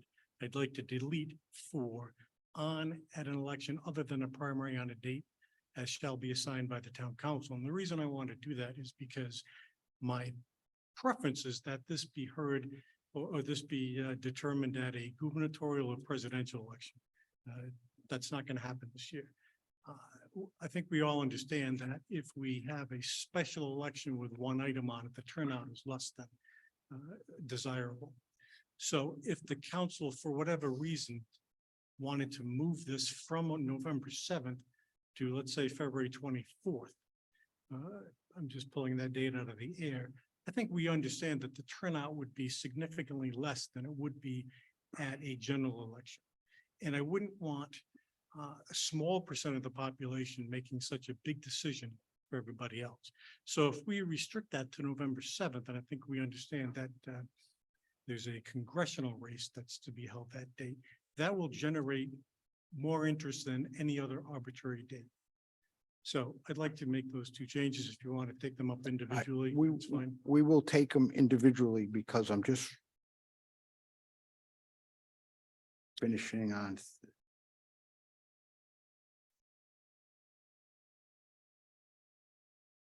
Okay, so we'll go on the first one.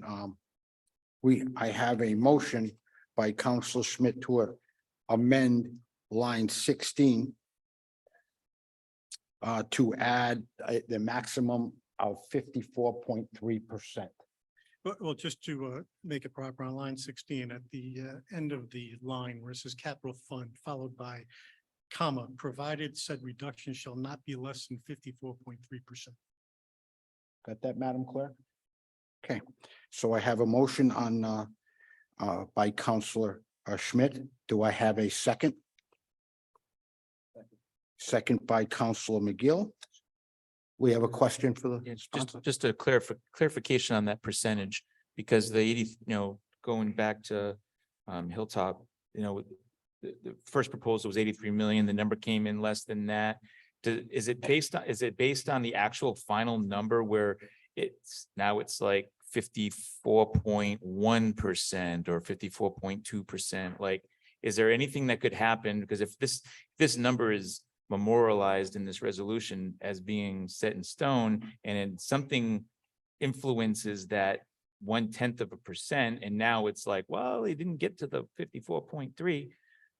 Like, to me, that's where I want to make sure that we're covering ourselves. Like, I'm okay having a number down, meeting an expectation, but putting it such at a 0.1% like that, Yeah. I want to make sure we're talking about it right now. And I'll defer to Holly too, but my initial thought is, it's 39.3% as a base rate that's set. And then each incremental is 5%. So it's not, the incrementals, the different buckets, in other words, those will not come in at 4.8%, for example. Those will be solid 5% buckets. And because the 39.3% is already locked in, that will apply for this project. But the reimbursement, so you all know, the reimbursement is subject to change on a fiscal year by fiscal year basis, but the 39.3% is locked in for this project. If, had you had mentioned the 83 versus the 79, if for some reason RIDE approved less than the 52, that doesn't change the percent. As long as that percentage is not changing 1/10%, Yeah. I'm happy with that. Typically, we don't do this, like specifically like that in the referendum for, because things change. But if this is, those 3 bonus points from what we've been told are at risk. Again, this is all based on, you had mentioned changing the date. Now, we all know that right now these bonus points expire at the end of this year. Right, so that piece is the, we can't go beyond that. Obviously, if there's an extension, which we probably wouldn't know for weeks from now, that second piece that you had mentioned, without that caveat, that if it passes versus not passing, you follow, like, you're talking November 2024, but that's an issue if they don't pass the extension that the state has out there. I'm not sure if I followed that last part. So the bonus points expire at the end of this year. Yep. right now, there's, they're gonna vote at the General Assembly. We've been told that they may extend it.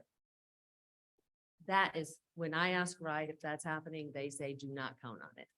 So if you say to go to the voters next fall, it slows the entire process down, and we would have to have a contract in place by the end of this year, calendar year 2023, to be able to lock in those bonus points. So when I say, I mean a contractual document with a construction manager, right? It would be for pre-construction, so it's not that big a deal to pull off by the end of this year. But you don't want to do that if we're not going to have a contract with a construction manager for something that won't be voted on for a year and a half. You follow? No, what, my second point is that, with respect to the date, is that we do it this November of 23. That's how it's written in the resolution. Right, I thought you were referring to, because if there's an extension, it would go to the end of 24 or the end of June. It's up, right now it depends on. So you're saying no special election, it would go November 23. Correct. Yeah, there's no election. Which is a special election. But the way it's written now would allow us to change that to any date, which would then be another special. Mr. President, that language is template language that bond council puts into every resolution. I don't have a problem with taking that language out. If it's going to be heard at the special election on November 7th. So taking the rest of the language out is not really important. It's I don't because it's disagree. going to be heard on the 7th of November. I don't disagree. If I may. Yes. of With course. regard to the language, I didn't have the resolution up when he said line 16. That's just the title. So the language is good, but I think it should go on line 35 after in an amount not to exceed 52 million for the above purposes, comma, and then your language, because that's the actual resolution language. Would you want it both places? That's fine to have it in both, but it has to be in the resolution itself. So I would amend my earlier Okay. amendment to include it in both the title and on line 35, comma, Okay. provided said reduction shall not be less than 54.3%. Okay, so I have he's withdrawing his first amendment, Council Schmidt, and is requesting a second amendment to amend line 16 and 35 to add the number not less than 54.3%. Council Bolio. Just a question, just to clear up maybe some confusion on my part. I know adding the 54.3 is to ensure we get at least that reimbursement rate. There isn't a concern about a fraction of a point, if it's 54 or 52. Mr. President. Mayor. So I don't know if Holly or Matt can, but I have a distinct recollection with a meeting with bond counsel that even the 50%, the previous bond, when do you actually find out when it's 54.3? Because we were unable to really get a hard, fast, in my recollection, from RIDE back when we needed it to start this project. So, so when you ask for it has to be 54.3, when does that get confirmed? We can't claim it until the project is substantially complete. Mayor, when we did it last time, we wrote a letter to RIDE and explained what the intent was, and they basically sent us a letter saying, yes, if you do A, B, C, and D, you would qualify. But even in the language for your referendum last time, it was 50%. And even though you were getting more than that, that's where we had landed, which it's just a nicer way to do it versus locking you in. I mean, I'm confident we, as your team, as your OPMs and your bond counsel and conversations with RIDE, are confident that we will get every nickel possible. And we believe that these bonus points fit perfectly into what you're building and what you're doing. But again, as the mayor had mentioned, I could never get a letter from Mario and say, oh yeah, absolutely. From RIDE, that just doesn't happen. But, the program is set up specifically for this. That is why this is all happening right now. Otherwise, not everyone in the state would be doing what they're doing. So I'll add, while I support Counselor Schmidt's intent, I don't want to lock us into something that may not be attainable and would support what we had with the last round of 50%. Okay. And that, I think, just gives us a little bit of flexibility should the details be a little different than what has been explained. Okay. Council, And there is another opportunity, when you're issuing the bonds, there'll be another resolution even after the voters vote. Right? So Yep. you can revisit this issue. I'm just, Council Schmidt, do you want Good to point. amend that to 50%? Or Uh, I'll take a vote on your 50 and then go down to Ms. Bolio's. no, I don't want to change that. I wanna- Okay. So I have on lines, on the floor, I got a change to 15 and 16, not less than 54. 3%. It was made by Council Schmidt. Is it still second by Council McGill? So I will take a roll call vote to approve that amendment. Councilor Schmidt, Yes. Council Bolio, No, Council Mativia, Yes. Councilor Shaw. No. Council McGill. Yes. The chair also votes no.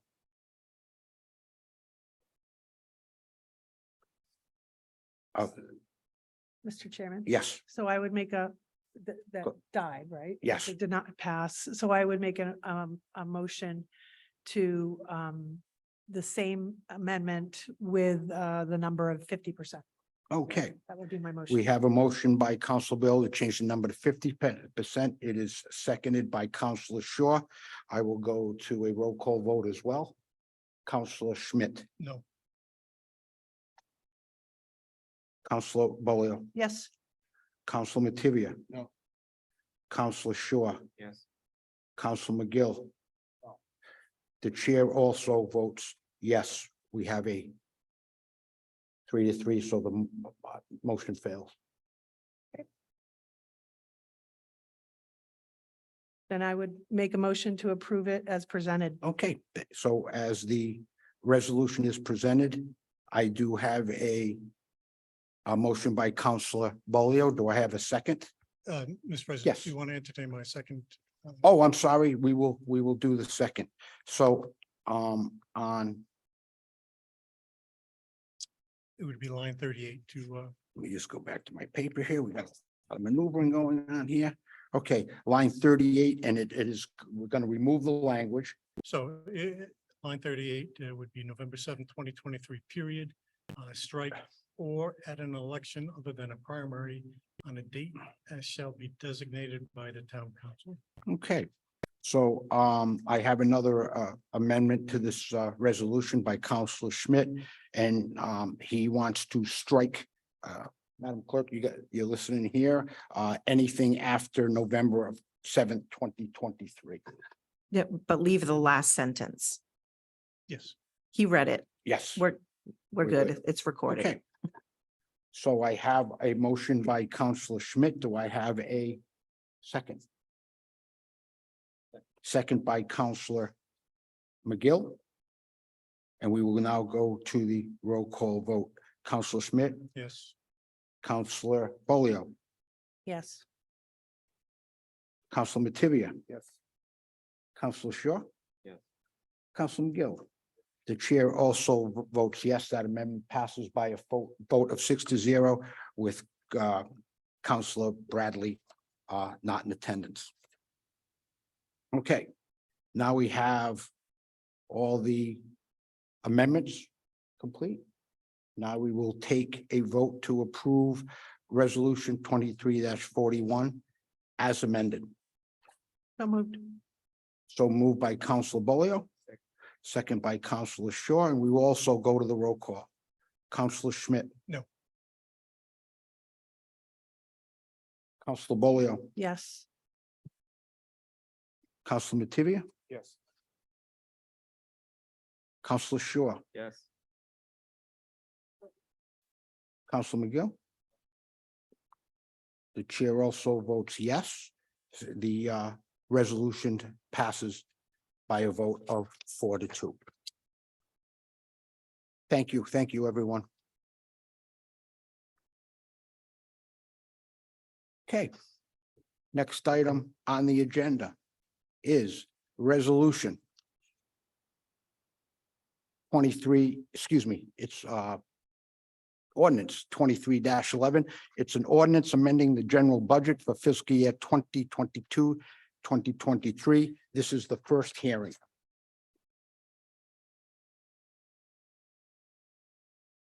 Just get on that.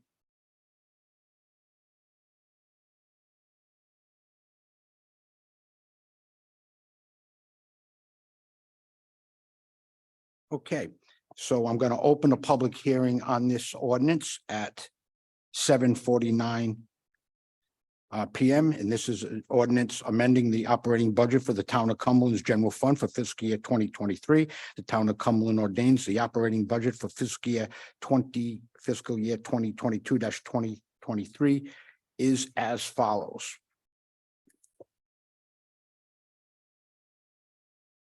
General revenue total council adopted was $80,779,279. Proposed amendment is $75,836,401. Does anybody have any question on general revenue?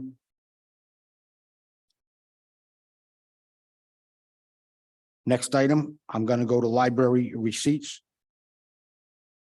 Council adopted at $322,252. Proposed amendment, $343,599. There's no questions. I'll go on from library receipts. Next is school receipts. Council adopted was $26,809,315. Proposed amendment is $26,809,315. Any question on school receipts? Going to go down to totals for state aid and grants. Council adopted was $3,302,045. Proposed amendment is $7,986,000 to $986,266. So total revenue, $111,212,891 was adopted. And the proposed is $110,975,581. Are there any questions on total revenue?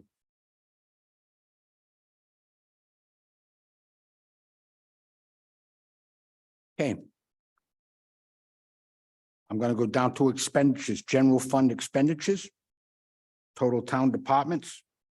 Council adopted was $13,036,666. Proposed amendment is $13,299,300 and lighting's a little bad here. Is that 54 or 94? 94. Thank you.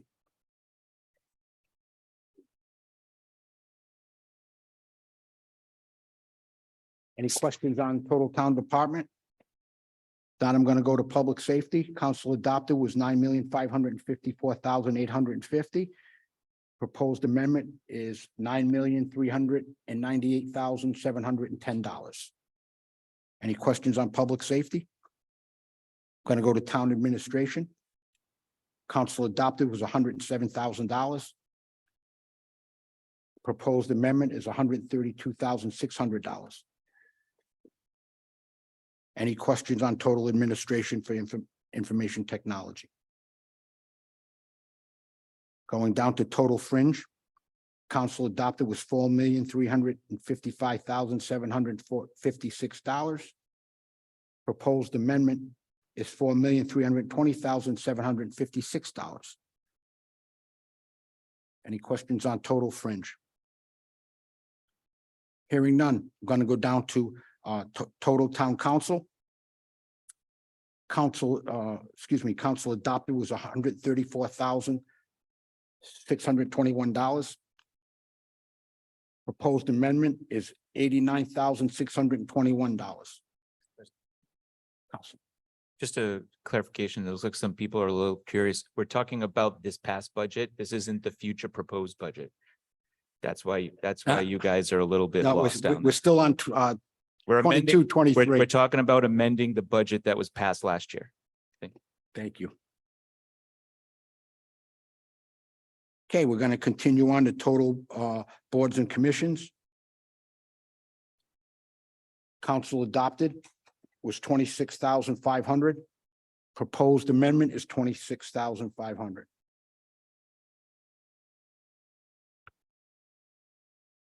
Total community outreach under expenditures. Town council adopted is 85,500. Proposed amendment is 85,500.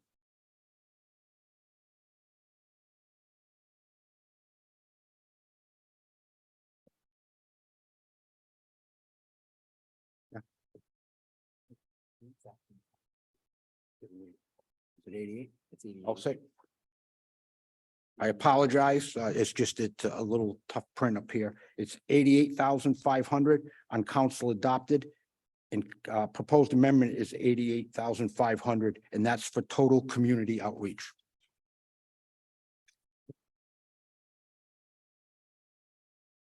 Next is total town general expenses.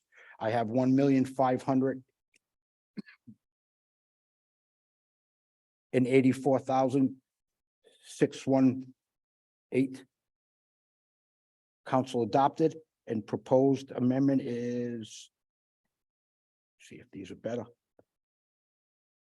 1,384,618. I think I just went up to 325 for focus. Thanks. All right, that's total town general expenses, total town debt service. Council adopted 5,337,554. Proposed amendment is 5,848,054. Mayor, is that correct? Yes, it is. It is, Okay. yes. Yes, it is. Yes. Thank you. Total town, $34,826,064. Proposed amendment is $34,588,754. Total school department, 76 million. You see it? 386,527.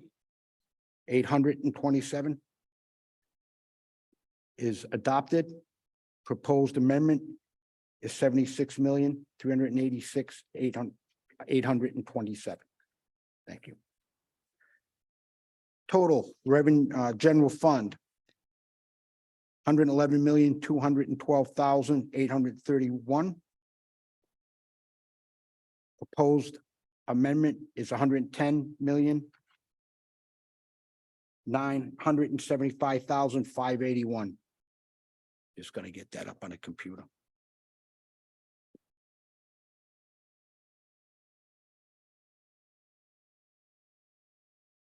Just let me get down there on the computer because this is not good. It was 90. I got it. Yeah. That one you said wrong.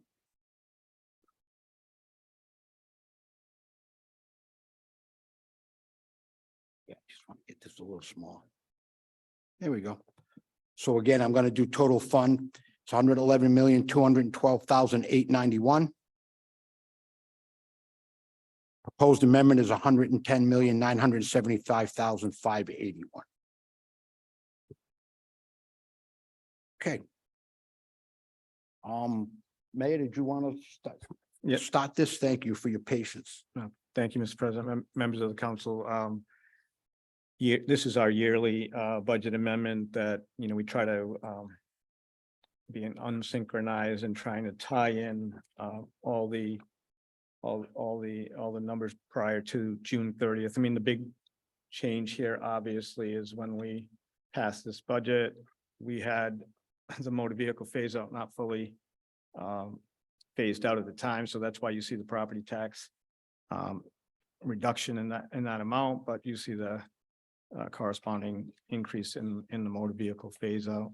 So there's that. We also will tie into the school department. There are amendments made during the year from the school department, so we will tie those in.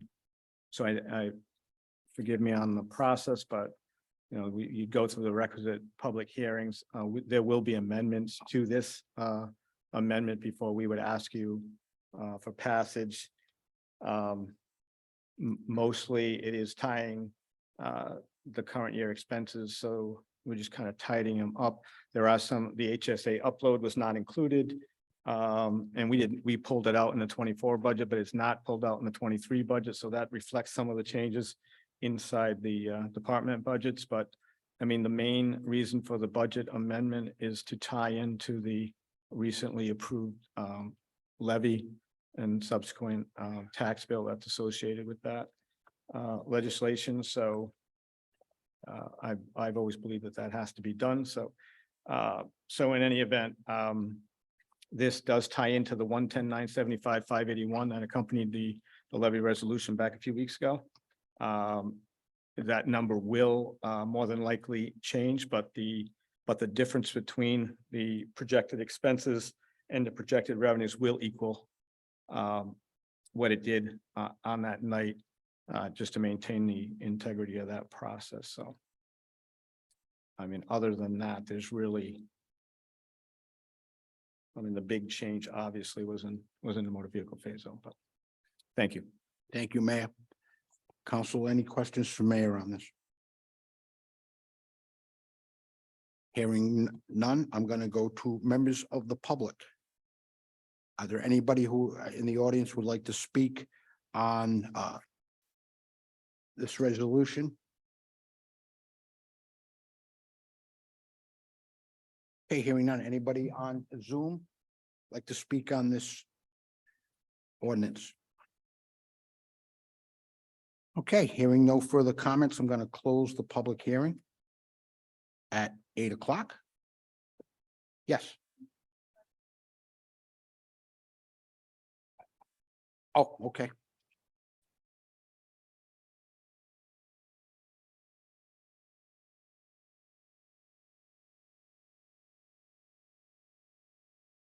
$7:49.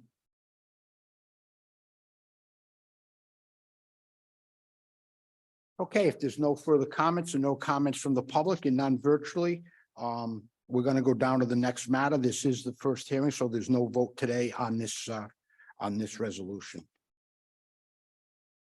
Okay.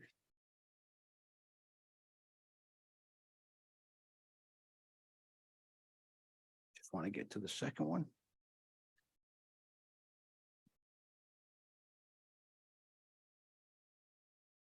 Next item on the agenda is ordinance for public hearing. It's ordinance 23-14. It's an ordinance establishing the operating budget for the town of Cumberland's general fund for fiscal year 23-24. It is the first hearing. I'm going to open the public hearing at 8:01.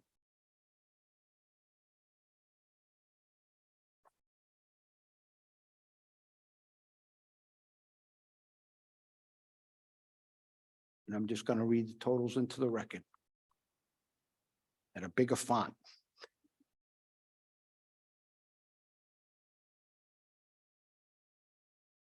Okay, this is 23-14 is an ordinance establishing the operating budget for the town of Cumberland's general fund for fiscal year 2023-2024. The town of Cumberland ordains the operating budget for fiscal year 23-24 is as follows. General revenue total.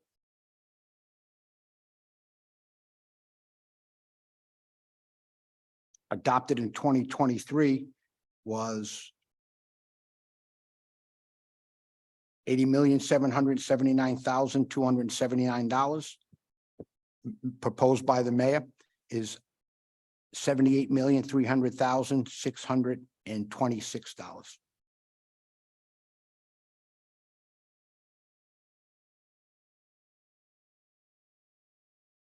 Total library receipts.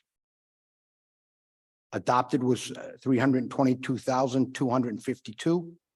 Proposed by the mayor is 373,926. Any questions on either the revenue or the library receipts?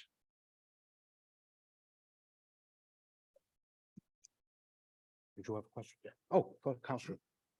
Excuse me, Mayor, the property taxes for 2024 projected going down from current, am I reading that right?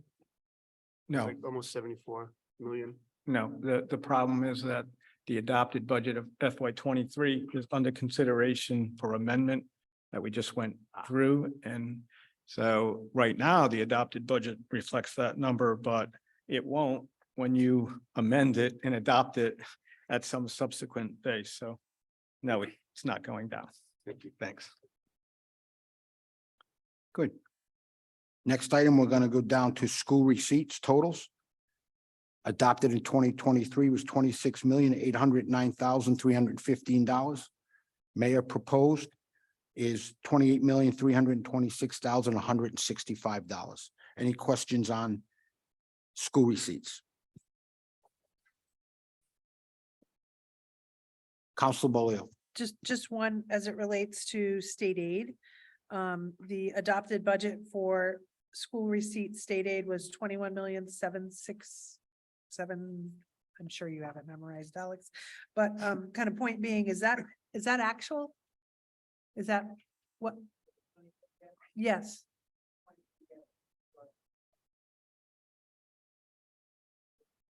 You have to come up to the microphone. Come on, Alex, last time.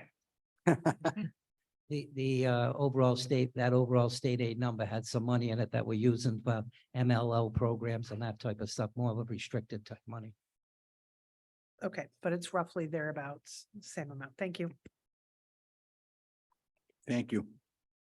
No other questions? We're going down to state aid and grants.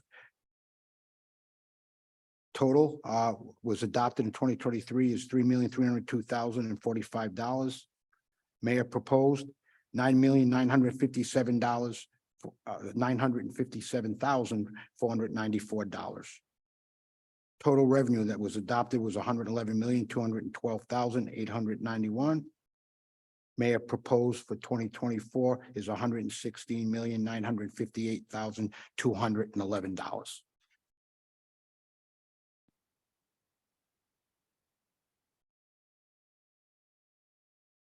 Any questions so far?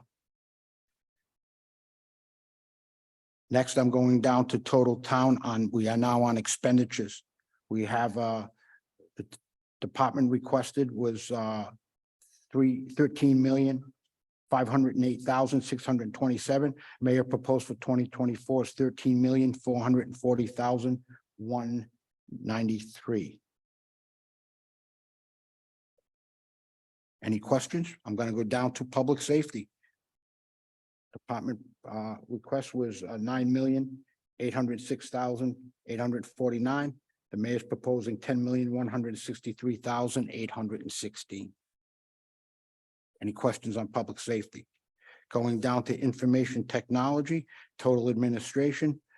Department request was $170,408. The mayor proposing is $170,408.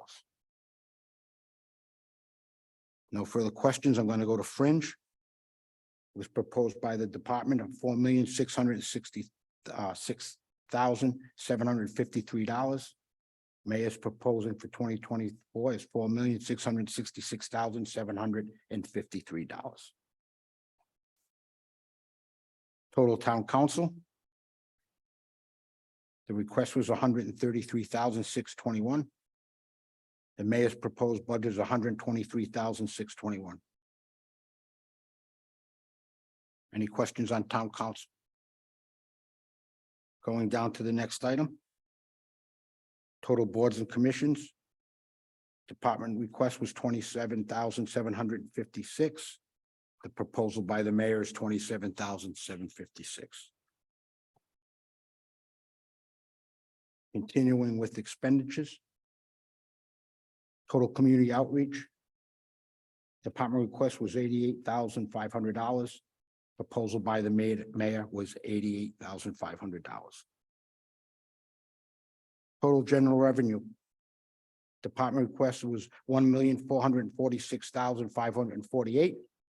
The mayor's proposal for 2024 is $1,446,548. Next item is total debt service. Department request was $8,443,251. The mayor's proposal is $8,443,251. Any questions on debt service or general town expenses? Going down to total town. Department request was $38,292,312. Mayor's proposal is $38,570,846. Any questions? Next, I'm going down to total school department.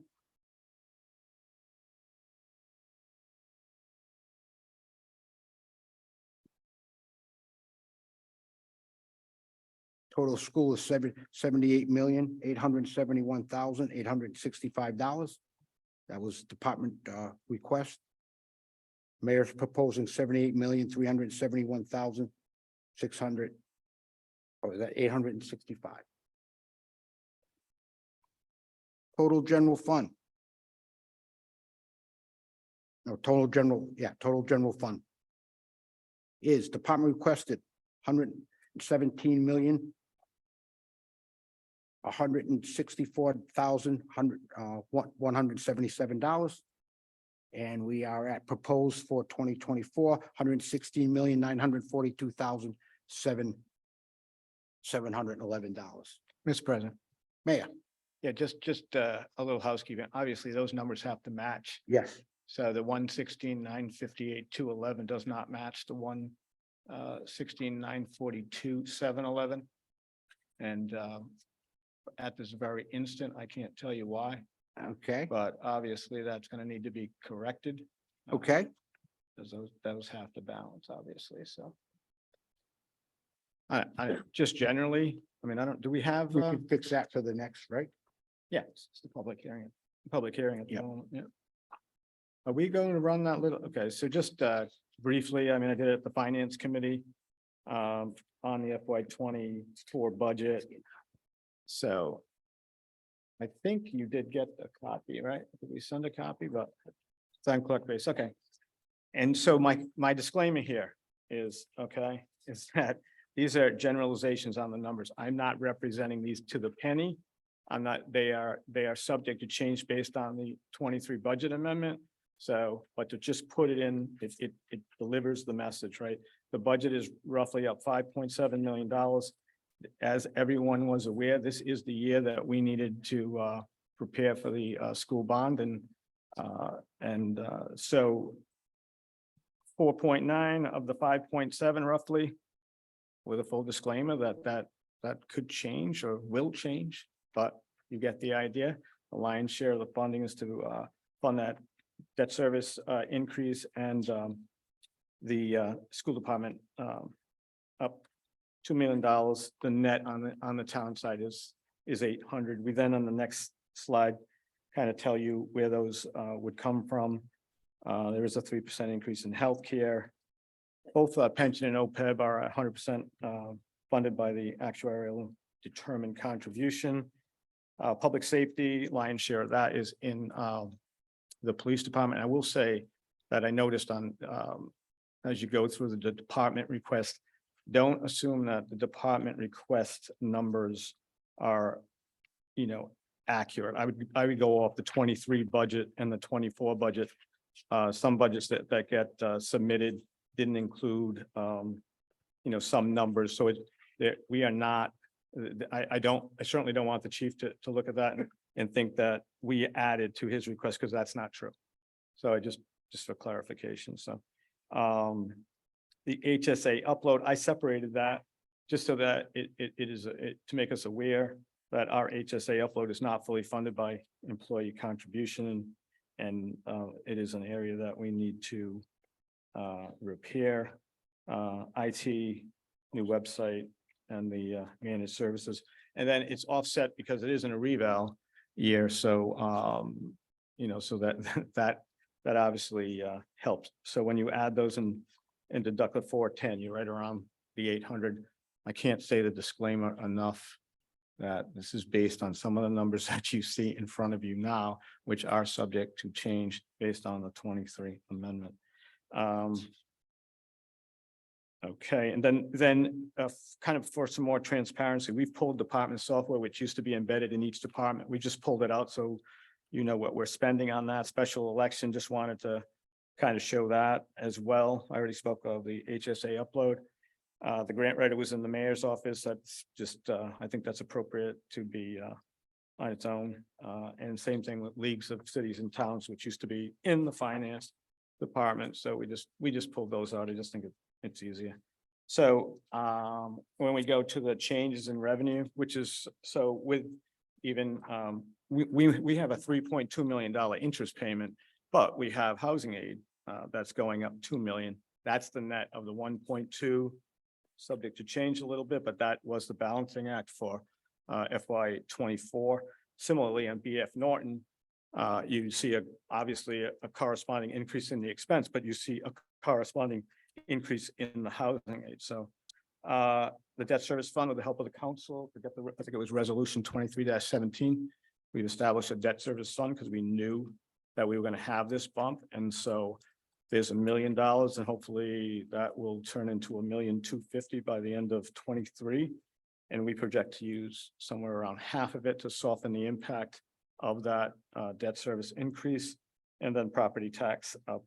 You know, if you, as Councilman Mativia said, if you look at the current adopted budget, it looks like it's going down, but it is not going down, unfortunately. And then those are offset by decreases in school receipts, which they're not using or not proposing to use as much surplus this year as they budgeted for in FY 23. And our fund balance, by us reducing it, trying to reduce it more, but it is in the proposed budget to be reduced by 350, which puts the added impact of on the property tax to make up that difference. So when you do those two, when you add the increases and the decreases, you're $5.7 million, and that will get you balanced. Once again, my apologies that for some reason it's $16,000 up, but I'll definitely have that corrected in the morning. The proposed levy that is included in this sheet, the council's aware we're unsynchronized. We do not pass this levy. There will be a resolution on June 7th that will establish the range. For those who remember, the town does not levy for the FY 24 budget until April and sends the bills out in May. There is a little bit, Department of Revenue has been concerned in the past that if the council never did approve a levy in April, there would be obviously this gaping hole. So we will propose a resolution on the June 7th docket for passage, understanding that unless you don't approve one in April, it won't stand, but that's there as a fail-safe in case 4 people could not come to an agreement on a levy. Obviously, we would need to pay the bills. So it would go by that proposed levy. Once again, we just passed the levy 3 weeks ago. And the disclosure and that other communities use does not, it's not as, the symmetry in Cumberland is not the same. So 3 weeks ago during reval, we voted on a levy. There's going to be some numbers that are going to change. And obviously they would be a heck of a lot more accurate. Right now, the numbers you see are just really estimates. And you don't vote on the actual rate associated with this budget anyway. So I'll take any questions if anyone has any on that quick presentation. Any questions for the mayor?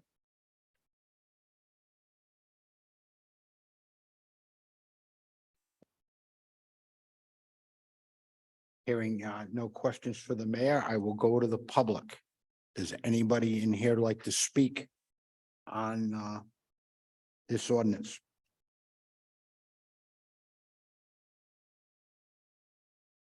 Mr. Manya. Mr. President, Council, Mayor, good evening again. Dr. Thornton had asked me to read a statement on his behalf regarding his proposed budget to the school committee, mayor, and now council. It's brief. It reads, the budget process this year has been positively impacted by the increase in enrollment here in Cumberland. In a time when enrollment is dropping all around Rhode Island, student enrollment continues to climb in the district. And with this climb comes a large increase in state aid. $2.1 million boost in state aid has created a budget dynamic where the district was able to budget for items such as an increase in pension, teacher step raises, and contractual raises. This year's budget process has also been characterized by a true team effort between the school department and the mayor's office. During the creation of our budget, we were able to meet numerous times and try to fit all of the budget puzzle pieces together for both the town and the school department. I would like to thank the mayor for allowing us to collaborate with him this budget season. With the mayor's leadership, I think we have created a budget that will continue to allow real momentum in our school district. Cumberland schools are on the move. Our assessment scores are moving in the right direction, and we are a leader in this area. Our schools are being renovated, and it's exciting to see our progress as we reimagine our educational spaces.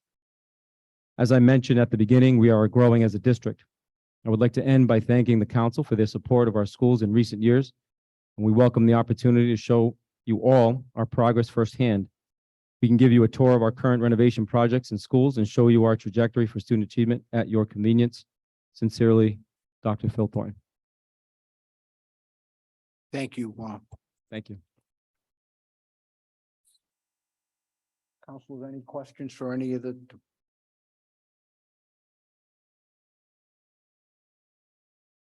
Hi. Hello there. My name's Allison. First, I want to say, I know that a budget is very difficult undertaking, so I appreciate the process that you've all gone through. Budgeting a balance. Having a balanced budget is obviously not an easy task. I did take the time to go through the budget, and I do have some questions to ask.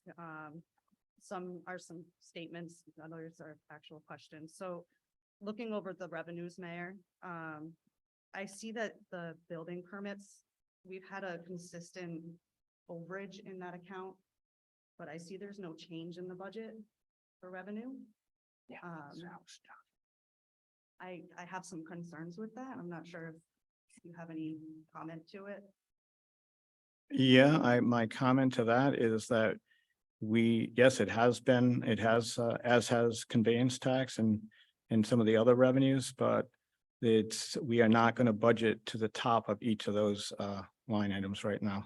Understandable, but we do have a lot of projects going on in the town, so I do have some concerns that we're not taking that into account. We're raising the taxes, but we're not taking into account all of the extra income we could have. from Mr. that. President, Mr. President. Yes. If you look at the budget or the budget amendment for 2023, they are accounted for in 2023. We are not setting the levy tonight.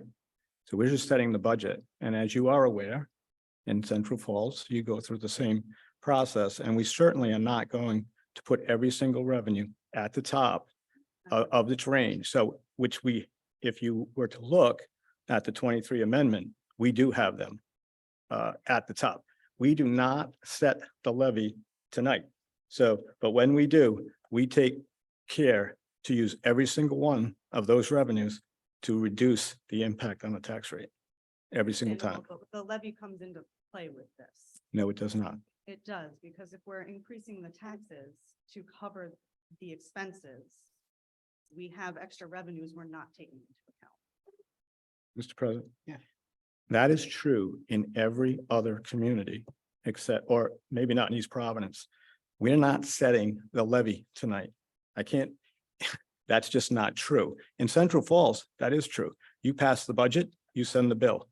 We pass the budget. As you may recall, as you work for us, we send the bill in May.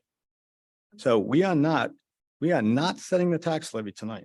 By no means should anybody, that is just not true. That is not true. So so if you think that is true, well, then you need to check on it. Okay, sir. I also have comment about if you go down to the total department revenue. It seems like we consistently budget for revenue, but there's no revenues there for several years. Which ones are those? I'm on total department revenue. It looks like page 66.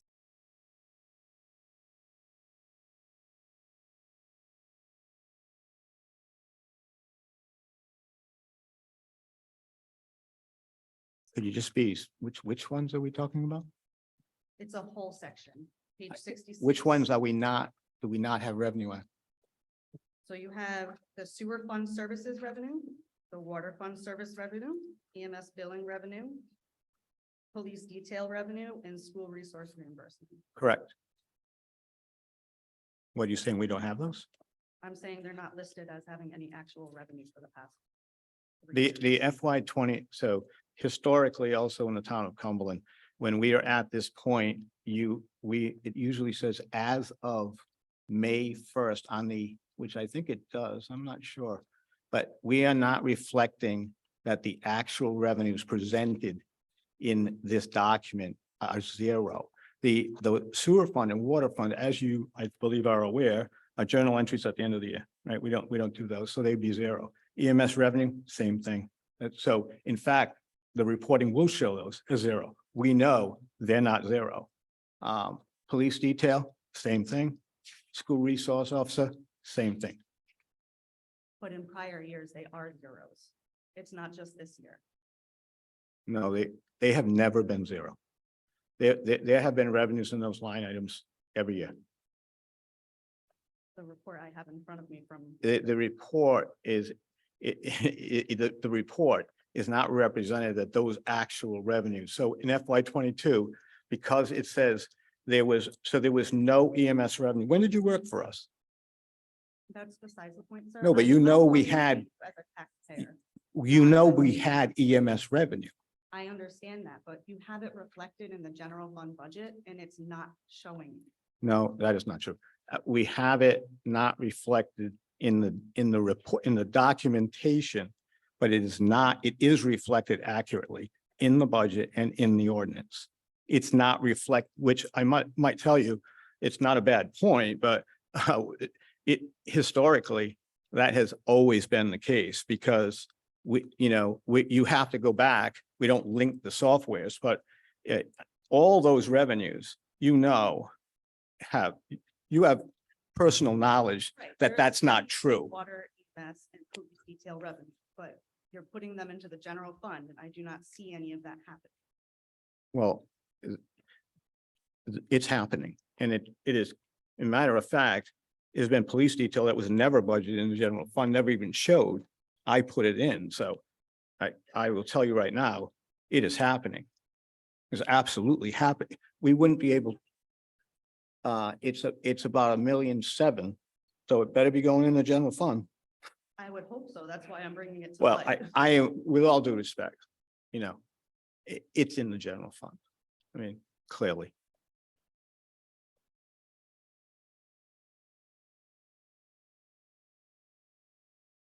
My next comment is, I noticed, and you may have touched upon this and I just missed it. You mentioned that HSA upload. And it may be somewhere in this 244 pages. I didn't get the chance to look at 100% of it. Is there that listed somewhere else within the budget? I see it's listed in each department as like a little breakdown, but I don't see it within the budget itself. We pulled it into a separate line that netted the expense and the employee contribution. So just to show, because it's a collective bargaining piece, just to be able to show, it's actually about 280,000, but it's not all in the general fund. If you looked at our financials, the auditor showed that we had a fringe, we overexpended fringe by 500 and I think it was 517,000. That was because the expense was all being shown, but the employee contribution was embedded in the department budgets. So to be most transparent, plus I wanted to be able to point to say that the general fund is picking up a portion of the HSA upload, which I don't think is appropriate. So, but I wanted to have it there so people could see it. Okay, yeah, I didn't notice it in there, so my next question was actually related to the employee contribution. I saw it was missing from the department, so that makes sense. It's missing because, yeah, it's missing because it's netted into that. Okay. That's the total. With that being said, I did see it in the EMS portion, so I don't know if that was just missed with taking it out. But it is listed in the E EMS. I appreciate that. And if it is, it probably shouldn't be. Which one? The upload or the, I hope the it- employee. oh, I was hoping it was the expense, but it shouldn't be. Okay. I think my only other comment is, I looked at the audits from the past 2 years, and it looks like we were having a surplus of $1.5 million. So just with the increases that are going into this budget, brings to light a little concern. I know obviously there's a lot of things that go into that. It's not just a single event, but 1.5 over 2 years. It seems like maybe we're increasing the amounts by a little too much. But if you look what happened, we waited till the financials were done. And then the council on resolution 2317, instead of rolling that into the unassigned fund balance, appropriated it to different fund balances because we knew we were facing a big debt service payment. So the other end of that is that our collection rate, which is still kind of it was 49.95, it was 51.94 in the first quarter, the year prior. We don't know the impact of motor vehicle. We're still kind of figuring that out, but it came in big. And so instead of just putting it in to the unassigned fund balance, we did not spend it. We appropriated it towards, I think it was, we appropriated another 450 to debt service. We appropriated some to the reval fund because we had that $451,000 once every 9-year expense. We want to build it up so that doesn't happen again. We put some more to the open space account, and then we put some to revenue stabilization. So the surpluses have been appropriated to areas that we have some uncertainty about. Once again, in the town of Cumberland, that unsynchronized system, that first quarter collection, that determines everything. We don't know. We think it's pretty much settled somewhere around 49.5, 49.95. We don't know. We wait it out every year. So it is complicated, but we took that surplus and we appropriated it to keep it under the 4% and the 3% caps. That was by design. Yep. That's it. Thank you. Thank you. Thank you very much for your comments. Mr. President, Yes. I just, I hate to be a stickler on it, but so when you do look at the FY23, I think we're in the process of even on the expense side, maybe it has been done on the expense side, but the actual physical putting it in there, the council receives reports every single month. If you look at those reports, they're going to match up. There is no way that they wouldn't match up. They don't, I wish we linked it so that we could take that report. I think other communities actually do it. Just run that report and create the budget out of it. Done. But that's not what happens. This is manually inputted. And as you can see, obviously, there has not been zero revenue in EMS in FY21, FY22, FY23. That is not true. So, and we're not, so I should add that disclaimer, right? These are manually inputted and they have not been inputted, right? But if there was, I think Alex, Mr. Prignano, we talked about this in the past, we got rid of a lot of phony revenues, right? These are the revenues. And sure, do you want to come out of the box and put them all the way up? No, but we do. That's why we have the budget amendment, because the budget amendment is tied to the levy. And everyone knows I've been a stickler about that budget amendment being tied to the levy when others have not. And so you will look and you will see that conveyance tax, building permits, those things were raised to keep the levy down. And you might add, just about every year, the levy that gets passed here is less than the one that accompanies the proposed budget, almost all the time. Does drive me crazy too. I mean, I was a big fan of this unsynchronized thing, starting to, you know, starting to think differently about it. But the fact of the matter, it gives you an ability to either lower it if you need to, or raise it if you need to, and late in the year. So it's painful though. I mean, you know, say lose years off your life, waiting for, as Ms. Johnson said, you're waiting to see if this property tax revenue comes in. You really are. And it has in every year. Thankfully, it has. Some year it's not going to meet the projected amount. It's going to happen at some point in time. So, but you need to go back to your monthly finance reports, look at the revenues, you will see them there. You will not see some of those that were talked about because they don't happen till June 30th. They're not, you know, they're in the public fund, but it's not transferred into the general fund until the end of the fiscal year. Same thing with the police detail, school resource officer reimbursement, all those actually are going to be, if you looked at them now, you're going to see them as zero, but they're obviously not zero. You know, so that's the best I can do on that one. Thank you. Thank you. Thank you for your comment. Again, anyone would like to address the town council on this on 2314? And there's no one on Zoom. Okay, with that said, and there's no other comments, I will close this public hearing on this ordinance at 8:34. Again, being the first reading, there is no vote. Okay, moving on.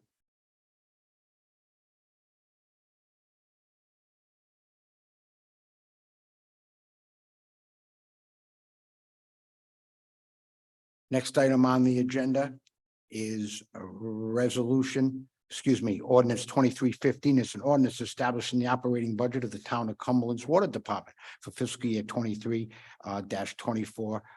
Again, this is a first hearing, first public hearing. I'm going to open that at 8:35 p.m. Okay, for the water department is revenues, it's proposed is $6,636,285.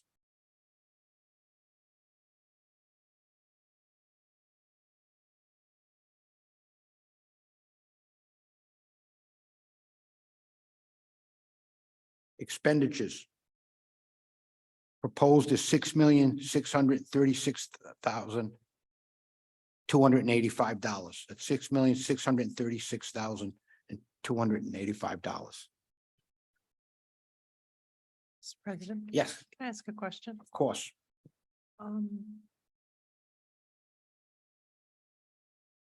As it relates to the revenue, it seems like there's been no adjustments made. I know the water department has talked about the rate study, and so are we. How are we managing that as it relates to the budget? Well, I know we have Mr. Dewar and Mr. Mendez here from the water department. So the water rate study, which has not been passed in the town of Cumberland for, I don't know, probably a decade now. But it is in front of the finance committee now, and I did ask that it be addressed separately. This budget here, correct me if I'm wrong, though, would reflect what is in that rate study. As I always say, I know what frustrates people, this is a working document, this is a living document, it gets amended as well. Right now, based on what the council decides when they take up that rate study, there may need, a necessity here to make some amendments, but this actually reflects, I would say, I can clearly say that in recent memory, this budget actually is probably as solid a one as we have put in front of you in the last 2 years. But it is tied to the rate study that is in front of the council but hasn't been acted on yet. Thank you. Good, Counselor. Councilors, any other questions of the mayor on this? Hearing none. Does anybody in the audience like to speak on ordinance 23-15? Anyone on Zoom? Okay, hearing no further comment, I will close the public hearing at 8:38 PM.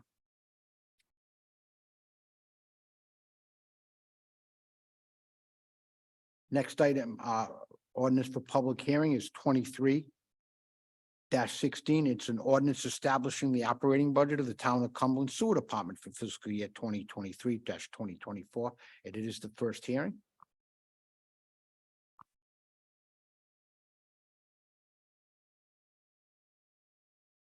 Okay, for revenues, the mayor's proposed $583,794.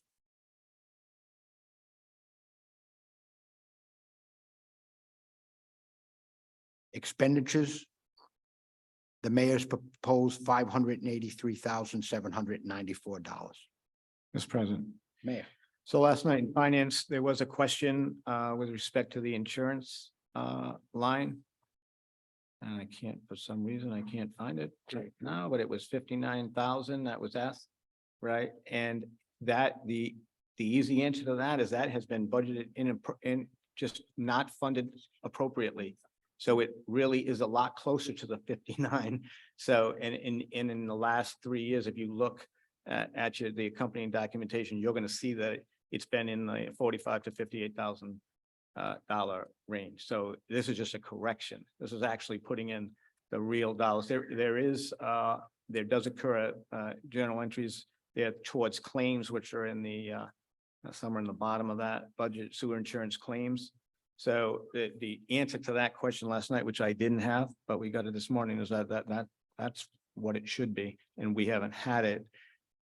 Fortunately, there's been other line items and expenses in the sewer department that haven't been fully expended, which have made up the difference.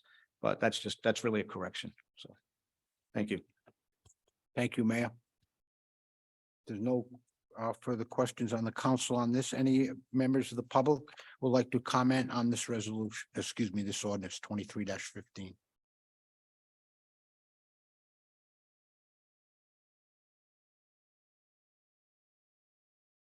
Okay.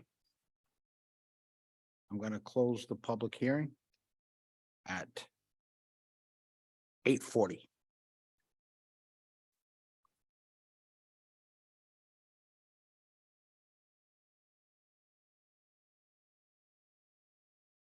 Okay, next, we're going to go to the next ordinance for public hearings.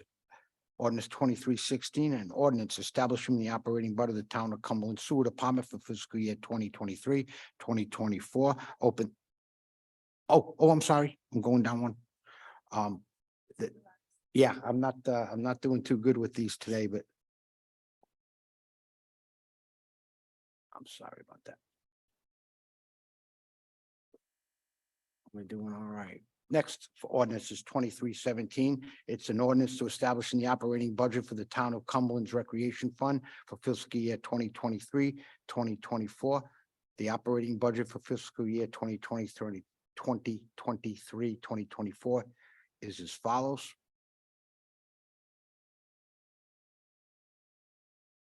Revenues proposed is $212,800.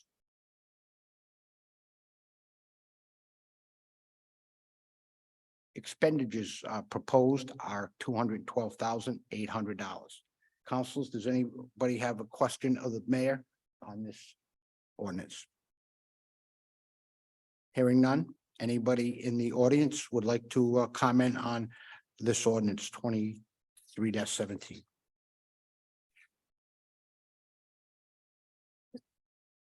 If I Is there may, anyone? I'm sorry, Councilor Boyle? just really quickly.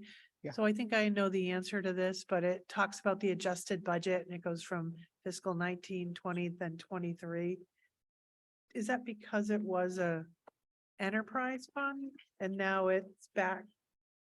No, that was because we brought it into the general fund. Yep. And subsequently thought better of Yep. that and have now brought it back to where it Yep. used to be. Yep, okay, So, yeah. that's what I Thank you. thought. Thank you.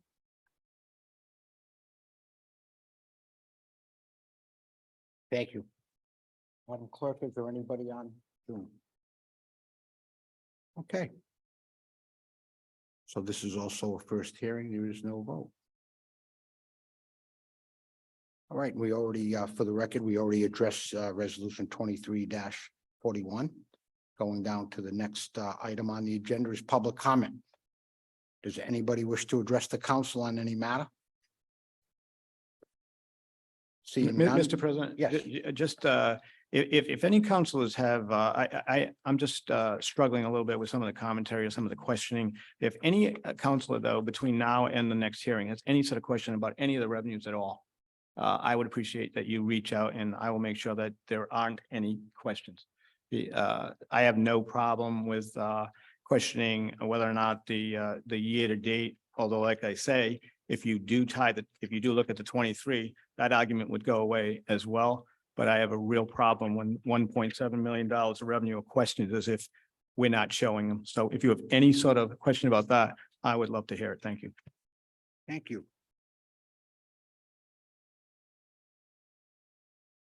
Okay. So the next item on the agenda is adjournment. Do I have a motion to adjourn? I got a motion by Counselor Shaw, second by Counselor McGill. All in favor to adjourn, say aye. All in favor? All opposed? No. Okay, adjournment passes 6-0. Thank you, everyone. Sandra.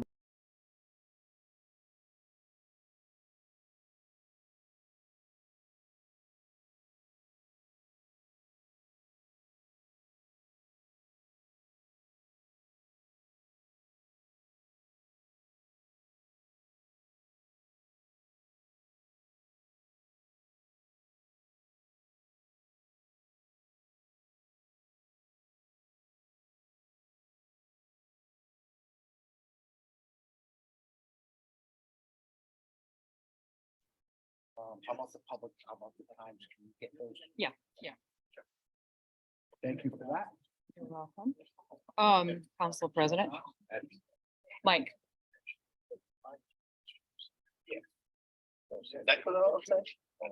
No, it goes into the music room and into the hallway.